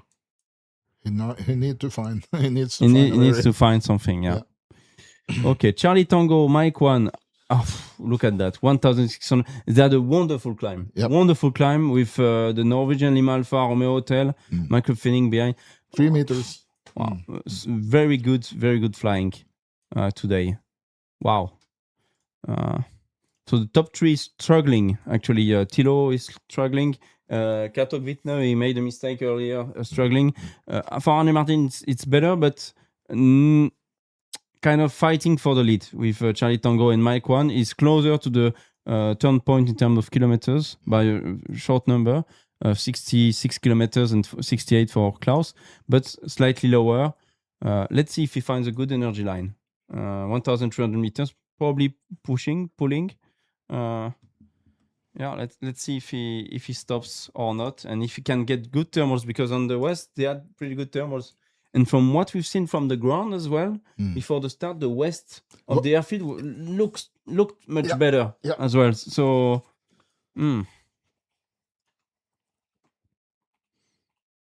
okay, he's stopping now. Let's wait a few more seconds to see what could be the average climb for Arne Martin Guttler. About 2 meters. We have slightly lower on our tracking system, between 1.2 and 1.8. Right now 1.2, so maybe it doesn't seem as good as the one that Charlie Tango had. And what's interesting is that he's helping Thilo Oligaus now, because Thilo is much lower. Maybe we can view with both Arne Martin and Thilo, who was in a difficult situation, difficult position. Yeah, Thilo has seen Arne Martin and is flying towards Arne Martin. Thilo I got an altitude of about 350 meters above ground level, so approximately 600 meters, probably 700 meters above mean sea level, and he's flying towards Arne Martin Guttler. And I think Arne Martin will not leave directly when Thilo arrives. Mike 1 is leading. Yeah, absolutely. Yeah. Mike 1 is doing a wonderful flight, honestly. Wonderful flight with Klaus. I think they've been flying together for quite some kilometers now. At least 60 or 70 together. Very strong flying. Both flying a GS3 RES, Maciej and Klaus. So, interesting. Mike Alpha, 1,500 meters, which is similar to what Klaus has now. So maybe he has a good energy line on his way as well, Arne Martin. We will. But I think he is closer to the track. Yeah. So yeah. Now Maciej and Klaus are in the lead, but Arne Martin stopped. So we will see, because the turn point ends up on the right side of the valley. Yep. It doesn't end up on the west side where the pilots are. So they will have to cross at some point, Charlie Tango and Mike 1. We will see when they cross. But they will have to cross. That's the big question. When to take that decision. So right now they are leading the race. But what will happen in a few minutes? It's going to be interesting. Arne Martin has already crossed, and we're going to turn point 5 on the far right of the screen right now. So so it's great. Yeah, thank you. We've got a sheet printed. I'm going to show you, showing at Mach credit 2 meters per second different with a gap chart. Maybe if I'm in front.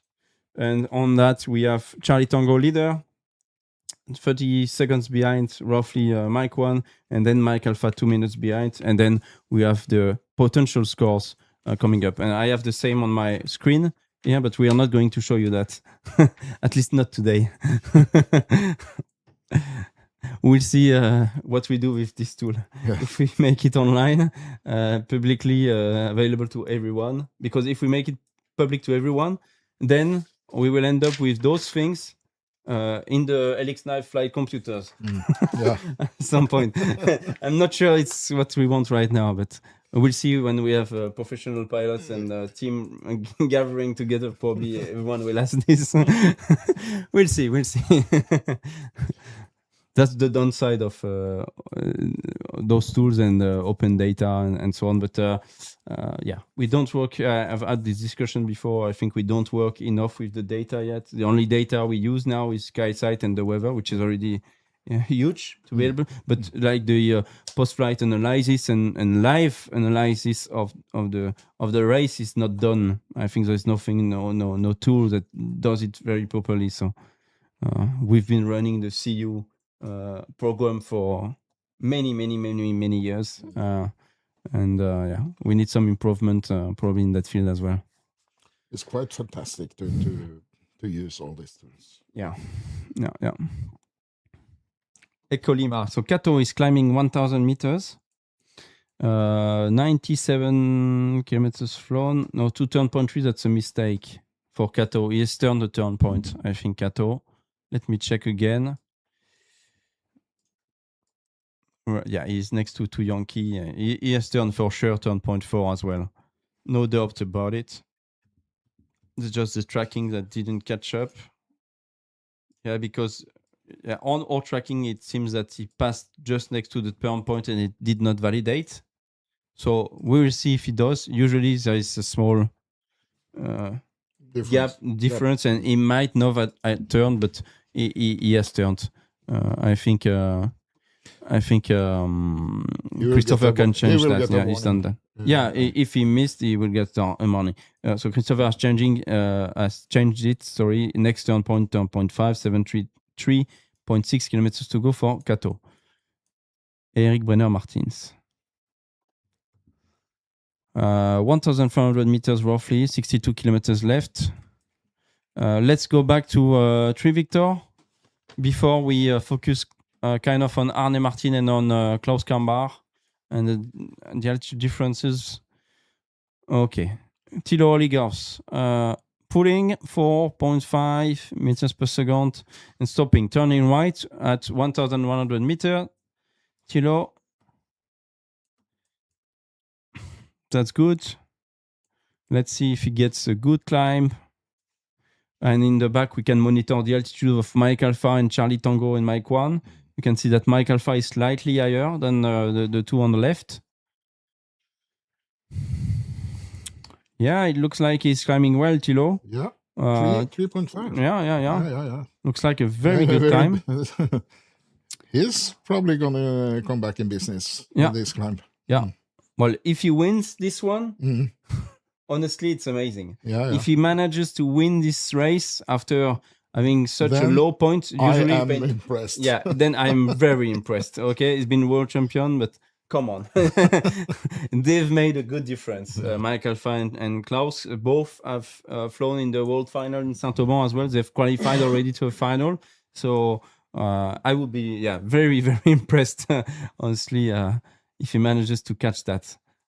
Might be in the top 3, but like winning the race would be absolutely crazy move.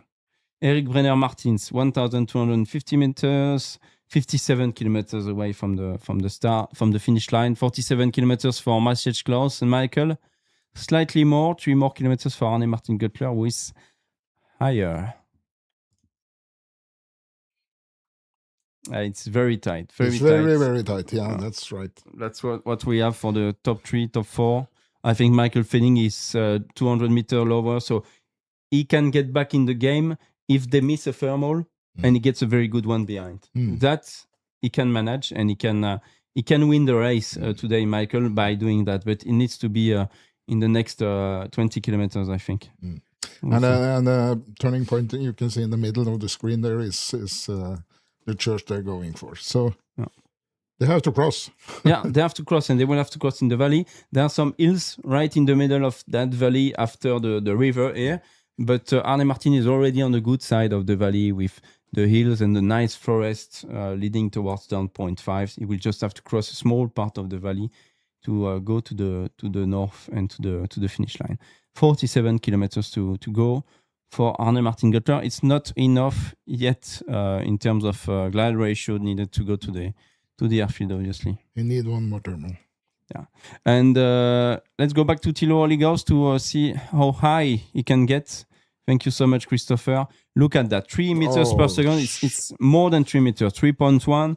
We have 3.1, 3.2 on all tracking systems. So that's the best climb of the day, I think, so far.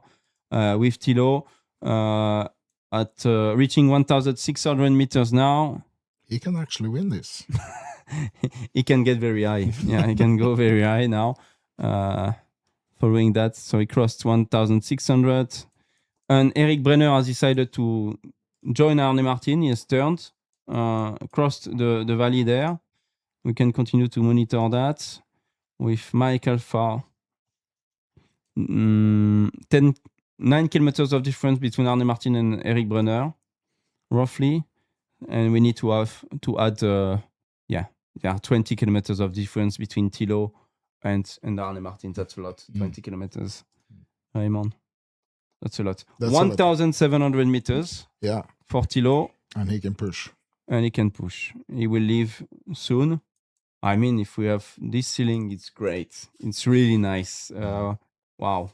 Let's have a 1,800 look at the airspace. At the sheet. Yeah. The airspace is right here. For you, Raymond. Charlie Tango, Sierra Mike 1 are stopping as well. Interesting. So, yeah. They have 7,000 feet here. 7,000 feet. Okay. That's good. Yeah. It's just 6,000, 7,000. Just Kato, 30 kilometers behind Kato in 10th place, but at 1,500 meters.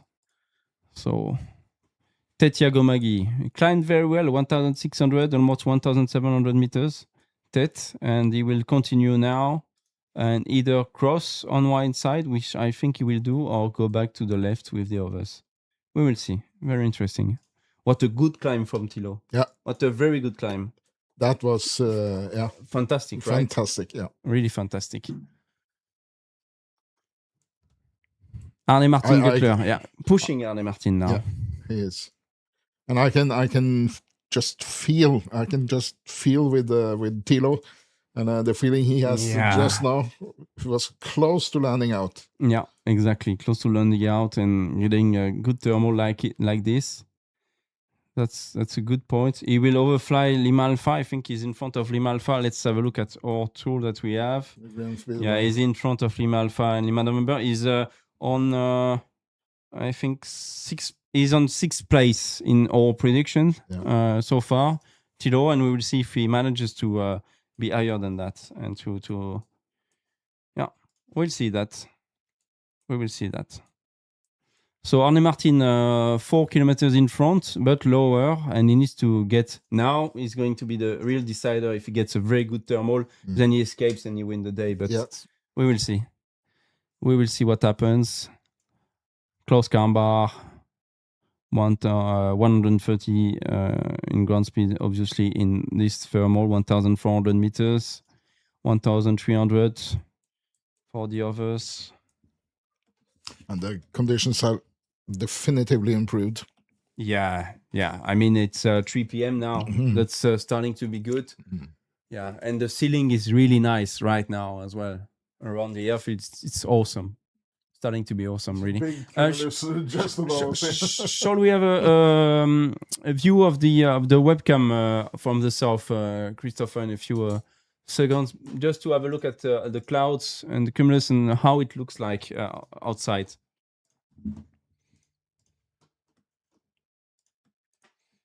Mike Alpha climbing 3 point. Yeah. We got 2.2 average, 2.5 on our tracking system, so it seems to be at least a good one. Maybe not the best one of the day, but might be enough for the finish for the final glide. We will see. Thank you so much, Christopher. The view to the southwest here, and they come more from the east, from the left. Yeah, they are coming. You can see the clouds on the in the middle of the screen. That's about where they are now. Okay, I guess. And I think if we look at the first or the second cumulus here on the left, that's about Yumna, which is the reporting point, basically, which is aligned with the runway. That's right. So conditions are pretty good. I think they are really enjoying now. Wow. Okay, let's go back to Arne Martin. Climbing at 1.4, 1.7. What's the average? I got 2.2. While Klaus has climbed to a good height as well, or it's going to be very close, I think, between Klaus Karmbar, Masiec, and Arne Martin Göttler. We can have a crazy finish. Yeah, we can. We can have a crazy finish. Arne Martin, he did the trick. He took a route eastward, and he has already crossed the valley. Yeah. So he's in the lead. Yeah. Yeah, it's going to be interesting. 1,200 meters. It's a good climb. Yeah, it's a good climb. I would say roughly 2.2. But I we got think three two Yankee. throughout. Three Yankees is 7. No, two Yankee, you know, yeah, is yeah. always doing the loops. Yeah. Two Yankee, so Oh, yeah. not reliable. What we have with two Yankee is that he's on his way, but yeah, tracking has some issues with him. He's 48 to 1 for the glide ratio. Very close between Klaus and Arne Martin.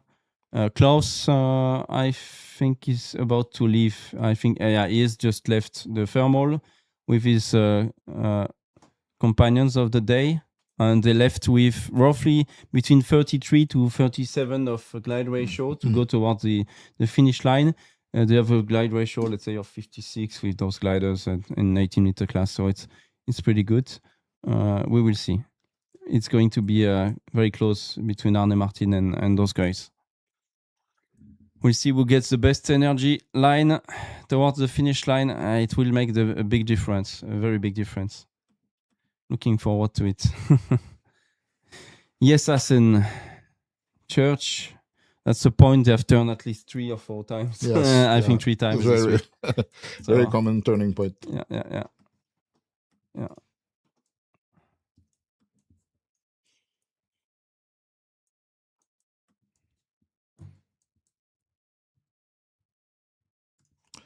But now they're coming into the same area where they had a very nice thermal when they turned around Haslemoen. Mm-hmm. So they're approaching that area now.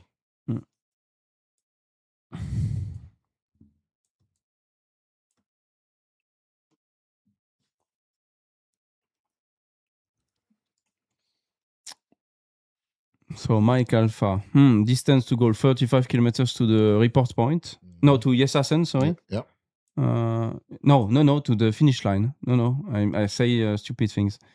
Distance left, 35 kilometers to go to the finish. Yep. So it's going to be very fast. And Arne Martin needs to go, I think, in a few moments he needs to go. Yeah. Difficult to get the best climb of the day. Yeah, good. He's in good position, Klaus Kambar. Very good position. Now, trying again, Arne Martin. Will he get a better climb here? 1,400 meters.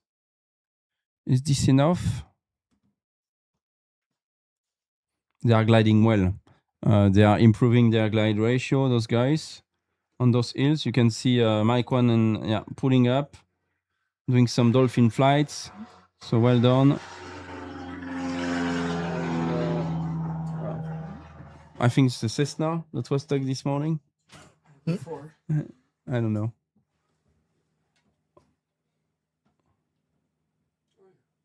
Yeah? It was a Cessna. Oh, the Cup? Okay. Old Cup taking off from the airfield. Okay, approaching turn point 5 now, Raymond. Turn point 5. That's a reporting point for the... No, that's Yumna. Yumna, okay. Yeah. So we still have 22 kilometers to go from Yesassen to Yumna. Yeah, that's right. And that's then right. 8 more kilometers. So 30 kilometers to go from the turn point 5. And Klaus is just 1 kilometer away from the turn point. 22. Yeah.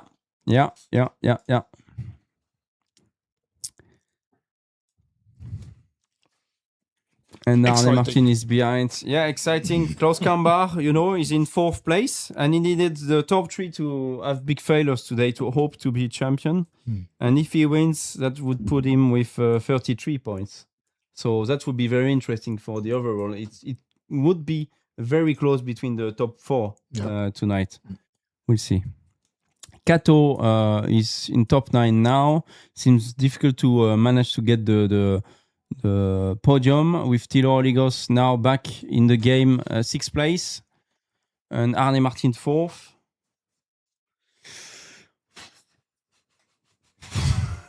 The tension is rising, Raymond. Yeah, it is. Is it? I think it is. Well done, Klaus and Maciej. What a great flight they have done together. Michael Feiling always slightly behind, but it couldn't manage to catch up. I think He took very similar thermals and he didn't get the chance to climb higher. 03 Victor Thilo is really back in the game now. He will be in front of Eric in fifth place, and he's fighting behind Arne Martin Gutler. And his ground speed is 183. Yeah, and he needs to be very close to Arne Martin so that he does not escape and can still win the championship. It's going to be very close between those three tonight. Wow. He needs to be quite a bit behind Arne Martin. Yeah. And that is exactly the tactics that I mentioned. You have to keep close to your competitor. Oh.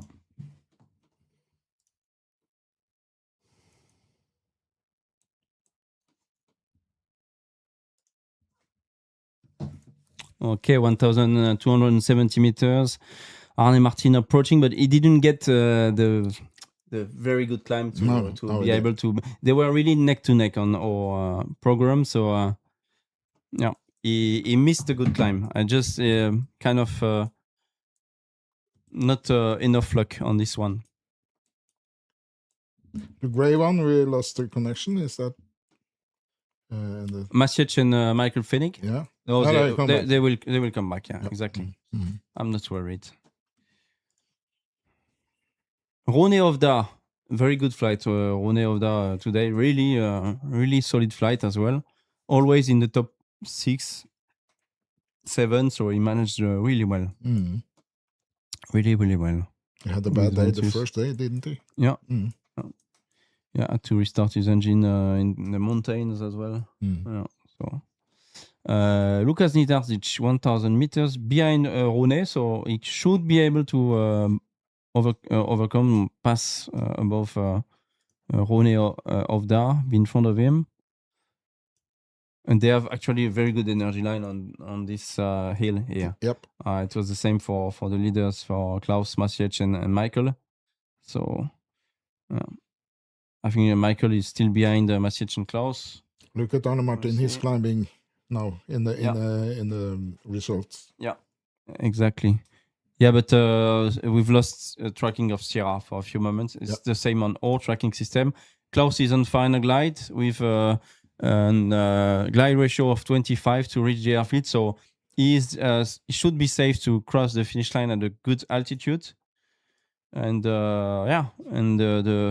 we expect the arrival 1 to 2 minutes earlier than what our program expected, at around 13:18 Zulu, so 15:18 local time. Yep. So that's a little bit more than in 5, 7, 8 minutes. That's close to what you predicted. Yeah. Well done, Jan Olav, for this tool.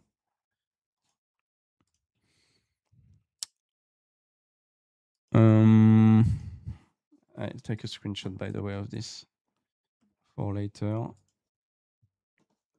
See what works, what doesn't work. And position chart, I got it here. Okay, Rone Ovda turning turn point 5, and they are flying towards the report point. Let's see which energy lines they are getting to go there. So they use the hills. They stay on the forest. Yeah, they don't go straight towards Yum now. No. Using the forest. That's better. I think Arne Martin Gutler is there. Okay. Oops, I close my window.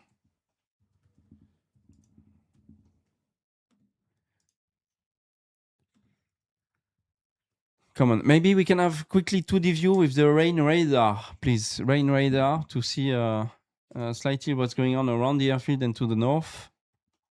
And before we focus on the report point and the finish line, you'll see that it's the second icon to get the rain radar, and then you go into the 2D view, and in the 2D you unzoom, and we go north, slightly north, and you can see the rain really to the north. So that's why we didn't race to the north. Yep. And to the east of the airfield slightly as well. But we're good in this area. We're good. Thank you so much, Christopher. let's go back to the race. 900 meters for Charlie Tango. Actually, Mike Alpha can still be in second because Masic is slightly lower. 31 to 1 for the glide ratio. Eric Brenner 34. Behind for Sierra 40 to 1 so far, and for Mike 1 28. Yeah. So yeah, we'll see between Mike 1 and Mike Alpha. I think Arne Martin is stopping. Oh, Mike 1 as well is stopping. Yeah. You see they departed slightly too low. Mm.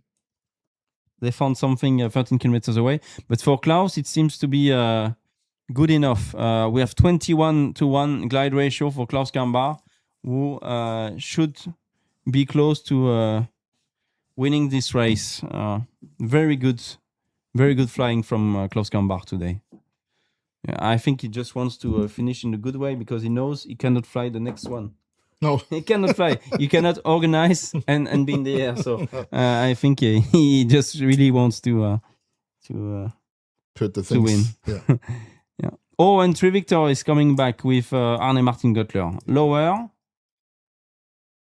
and Arne Martin, I think he might leave very soon, just because it's difficult to see Trivictor coming back. You see that he's at a very good climb because he's a few hundred meters below, but there was a much higher difference earlier. Mm.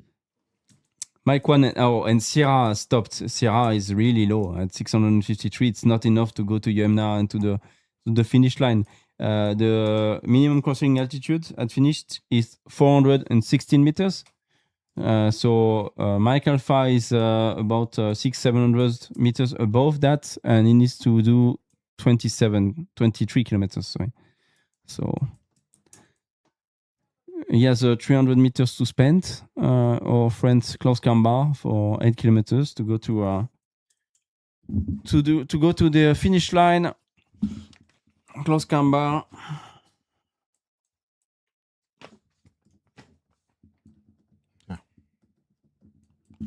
Victor is coming. He's just 200 meters below. Yeah. Mike Alpha is going.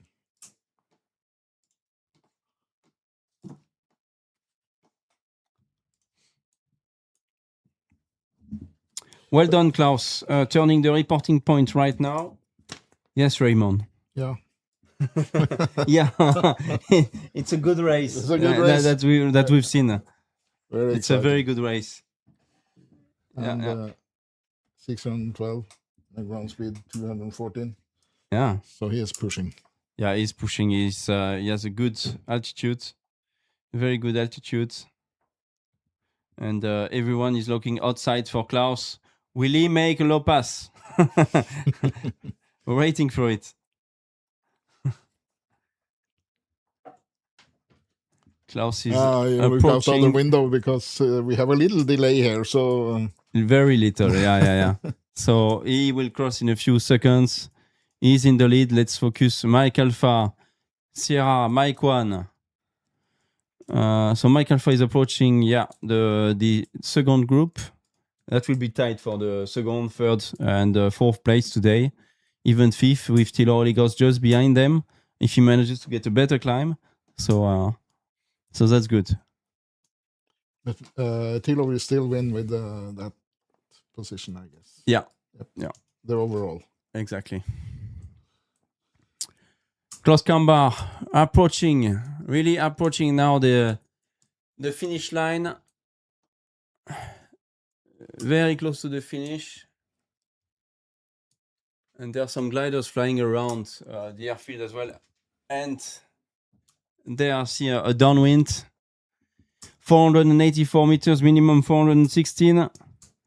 The German pilots, after 2 hours, 2 minutes, racing towards the finish line. We said roughly 110 kilometers per hour average for the winner. Yeah. And we were about right for today, thanks to the great task setters and Met women, weather movement that we have on the airfield. They have done a really wonderful job. Klaus Gambar from Germany, winner of race 5, the final race of the FAI Sailplane Grand Prix of Norway. Well done. Well done. Well done, Klaus. Amazing flying. Well done. Wow. Masiec is pushing behind. He's turned he's going towards the report point. Yomna TP6, as you can see here. Will it be enough for Masiec? I see 18-1. So he's close to being able to go to the finish line. Behind, we have Arne Martin Göttler and Michael Fenning fighting neck to neck here.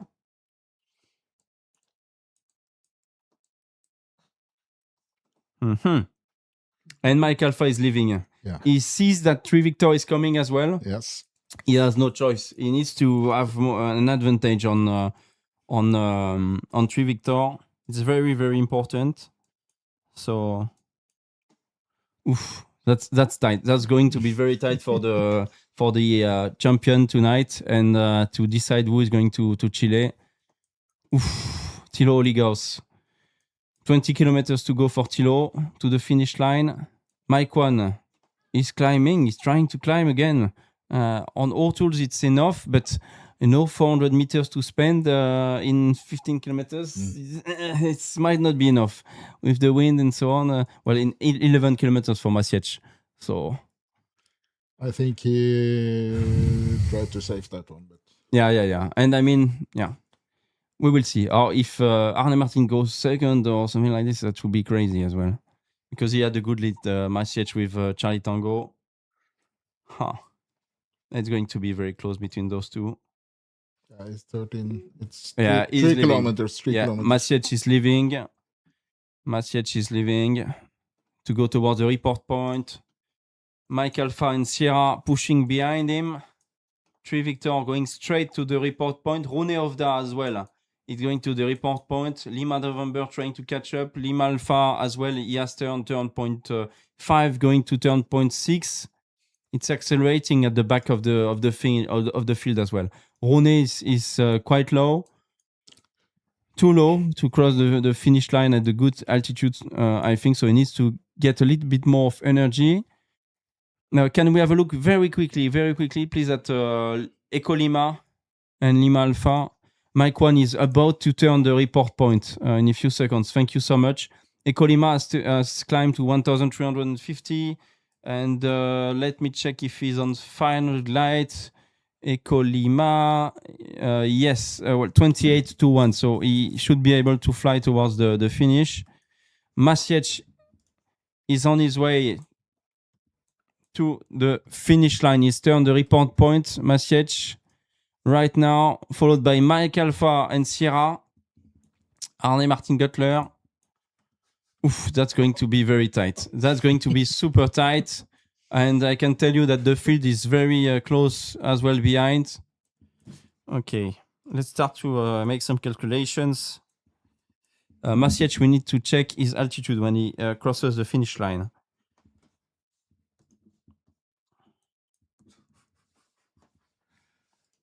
Let's see, Raymond. This is Raymond, I feel I'm speechless. I feel the tension for you, Raymond. Yeah. I feel the tension. Oh. I feel the tension now. Prix Victor? Prix Victor is behind Mike Alpha. Yeah, Not much. And yeah, not much, but behind.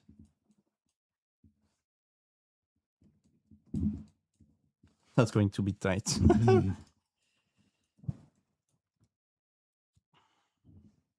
you calculating? Don't say everything. I have my secrets. Okay. Masiec approaching, and it's a big fight between Mike Alpha and Sierra at the back. Very, very, very, very big fight. Oof. Mike Alpha has more energy, but look at the speed of Sierra. It's going to be very tight. Mike One really approaching at a good altitude, good height. It should be enough for Masiec Walasek from Poland. He's made a really, really, really great flight, Raymond, Yes. today, Masiec. He has. Right? He has. And look at the ground speed, 219. Yeah. He could have left earlier. I think he was in a good position, good altitude. I think he wanted to make sure. You don't need to, if you're not the first, and you know you can get the second, well, take your time to keep the second place. Yes. And don't mess it up. No. Because the rules are really strict now. If you arrive lower, too low at the finish, so you're 0 points. yeah. Otherwise, you get 0 points if you're too low. So 431 meters, and he's keeping. He's got his margin. It's 416. He keeps it to 430. So that's really well done. Well done, Maciej. I think we can clap as well for you. Fantastic flight. Fantastic flight. Well done, Arne Martin Guttler and Michael Fennick in Mike Alpha and Sierra. 1 kilometer away from the finish line. Let's have a view from the side of those two. 180 kilometers per hour.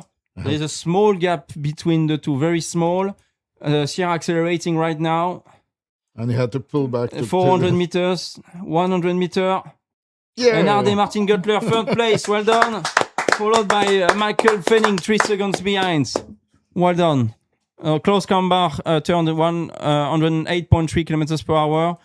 103.7 for Maciej Walasek, 103.3 for Arne Martin and Michael Fennig. 5 seconds of difference on our tracking system. Thilo Arligaus from Germany, the overall leader before this race today with 30 points, approaching in 5th place the and he's finish. He's gonna get that 5th place, I guess. Yeah. Or maybe he's gonna have the. He's turned the report point. It's not on the table on the left. It needs to be corrected to turn point to next finish line. 453 meters. And well done, Thilo. Was completed the race in 5th place. Thilo Orligaus. So he should get 5 points. 5 points. We will talk about the overall results later on, waiting for the field and the fleet to come and arrive here at Starmone. Romeo Hotel is flying towards the finish line. He's turned the turn point Yumna, the report point. Rone Ovda, Romeo Hotel, well done. He had 4 points before and he will add 4 more points, giving probably 8 points overall. Lukas Nizarzic in Lima, November. Should get 3 points if he manages to cross the finish line at a good altitude, 416 meters minimum for the pilots. Mm-hmm. I think you're 2.7 kilometers. Yeah.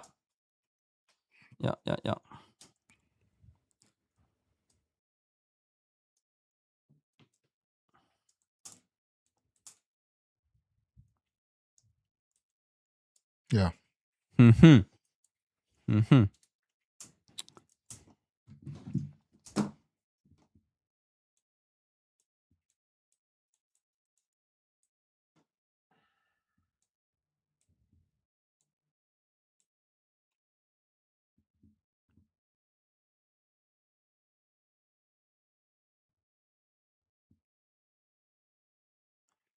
Let's continue with the arrival with Rone Ovda.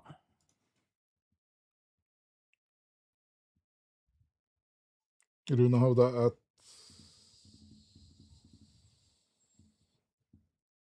Yeah. Rone Ovda, well done, Rone. Very good flying today. Again, very, very good flying. Yeah, he missed. He did not finish on race 3. Rone Ovda. He had to put the engine when we were in the valleys to the northwest, close to the mountains. Lukas Nizarzic should arrive in a few seconds. Is high enough. You can see the ground speed. They really are on a tight, very shallow final glide. It's and very difficult. Just controlling the altitude, so they managed to go over. I think he's releasing the water now, releasing water ballast to keep flying above 416, which he has managed to do. Well done, Lukas Nizarzic. Who is behind Luca? We should have Lima Alpha, I think.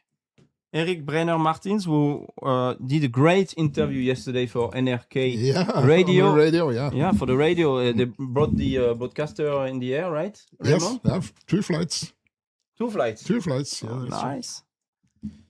And they did the live broadcast from the glider, right? Yeah. Live broadcast before flight and during flight. So it was very nice. And it was direct live in the local. It's NRK is the national radio. National radio. That's right. Okay. Yeah, and so great interview in Norwegian as well, and you can have a look at it on our website. You have the video about it, and on our social media we have the link. I think the link is as well on the website. Yeah. I need to check again, but I think it is to replay that if you speak Norwegian, Danish, Swedish, you can probably understand about it. Well done, Eric Brenner Martins, for your first Grand Prix. 2 more points in the pocket today. Well done. He was 3 years old when he first was put into a glider. Yeah. Well done. Kato Gvitner, 3rd place overall before this last race today, before race 5. Kato, he's got enough energy. 625 meters. He's going on a good final glide with good energy. So that's what we like to see, obviously. But when it's very tight in front. But he had some trouble along the route now, because he was actually doing very well in the beginning of this race. Yeah. Yeah, and he just missed a thermal somewhere when they were quite low, all at around 1,000 meters. It was, we could feel it was a key point of the race as well around here. So yeah, not always easy. Is he the last one? Oh, he's going to be the last one to get points. He should get 1 point and end up on 9th place. Kato Gvitner. Today. So that should be 24 points. We'll talk about the overall results in a few minutes.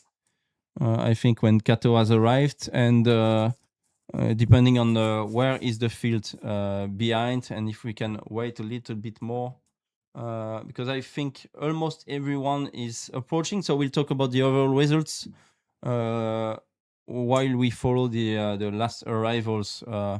We have right now Kato. And then we'll start to talk about it when we have Peter approaching report point, and then 56, Tetiago Maggi and Yoinge Bureau in Eco India. 2 Yankee, I think, shouldn't be very far. Let me check if he has not turned already. No, he's still in the air. 2 Yankee will be between India Golf Charlie and 56. Kato is closing in. Yeah. Kato closing in towards the finish line.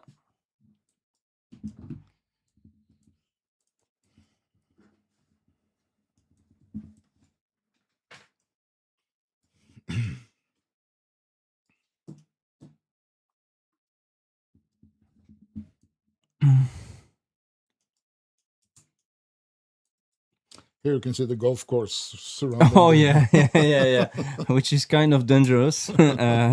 On this side where the gliders have landed, they found the one golf ball. Golf balls. Yeah, so must be careful with those with all gliders. Yeah. Kato, give it the 9th place. Congratulations for completing the race. Just 1 thermal missed, and that's it. Yeah, exactly. We can applaud. I mean, he's had a wonderful week. Great racing for the week. A bit unlucky today. I mean, at some point you need to have some luck sometimes in gliding. So it is what it is. Pet Panic has turned the report point. Yumna going to the finish line. We have Michael Widen going to the finish line by the report point. I'm gonna give you an accurate number for the altitude of 2 Yankee. He is on final glide for sure. 14 to 1. He has a lot of margin. and his height is 740 meters above mean sea level. So he should make it without any problem. Michael, where he is now, he is approaching the report point behind Pet Panek, who is just very close to the finish line right now, Petr. Yeah. Well done, Pet. Well done to you. 820 meters. That should be good enough. He can fly very fast with the altitude he has now. But the race was very interesting around turn point 3 and 4. Yeah. That's the place where Thilo was coming pretty low, and as I said, that big terminal they had with 3 meters was this decisive one. Yeah. Okay. I'm almost done now.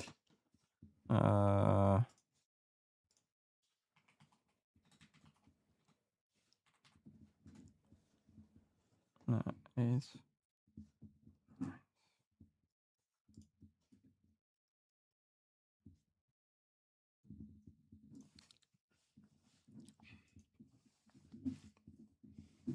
Okay, we can talk about the overall results now, and we are going to start from the bottom of the table. We can stay on this screen with the arrivals. We can follow Petr, who didn't turn. I don't know why. Why didn't he? Or maybe wait. I don't know what he's doing. He needs to cross the line. I mean, otherwise they get 0 points, but he needs to complete. Yeah. For the scoring, it's better to do that. But anyway, even if he does not turn, it won't change the scoring for this day. But he should turn it. Two Yankee is approaching, and we're gonna start to talk about the overall results then. Starting from 13th place, we should have Michael Vidden in Two Yankee, who is approaching erratically on the tracking of the ship, but very fairly in a smooth way the finish line right now. Michael Vidden, Two Yankee from Sweden. Well done, Michael. In 12th place, we have Jo Inge Bjøre from Norway in Eco India with 1 point. In 11th place, Rune Ovda from Norway with 8 points overall. Those are preliminary results. In 10th place, Maciej Walasek from Poland with 10 points. 9th place, Lukas Nizardzic from Slovenia in Lima, November, with 12 points. 12 points as well for Erik Brenner Martins in the SG29 Lima Alpha. 8th place. Then 7th place, we have Pet Panek from Czech Republic with 17 points. 6th place, Tetja Gomagi from Estonia in 56 with 19 points. 5th place is Kato Gvitne with 24 points. No. He's done. He's out of the podium, unfortunately, Kato. So he's in 5th place. 4th place has been taken by Michael Fenning in Sierra, the GS3 jet, with 25 points. So 1 point more than Kato. And for the podium today, podium overall of the FAI Sailplane Grand Prix of Norway 2026, and we will do the podium ceremony tonight at 7 p.m. local time, is day winner Klaus Kambar with 33 points. Well done, Klaus. 3rd place. And this is where we have a tie.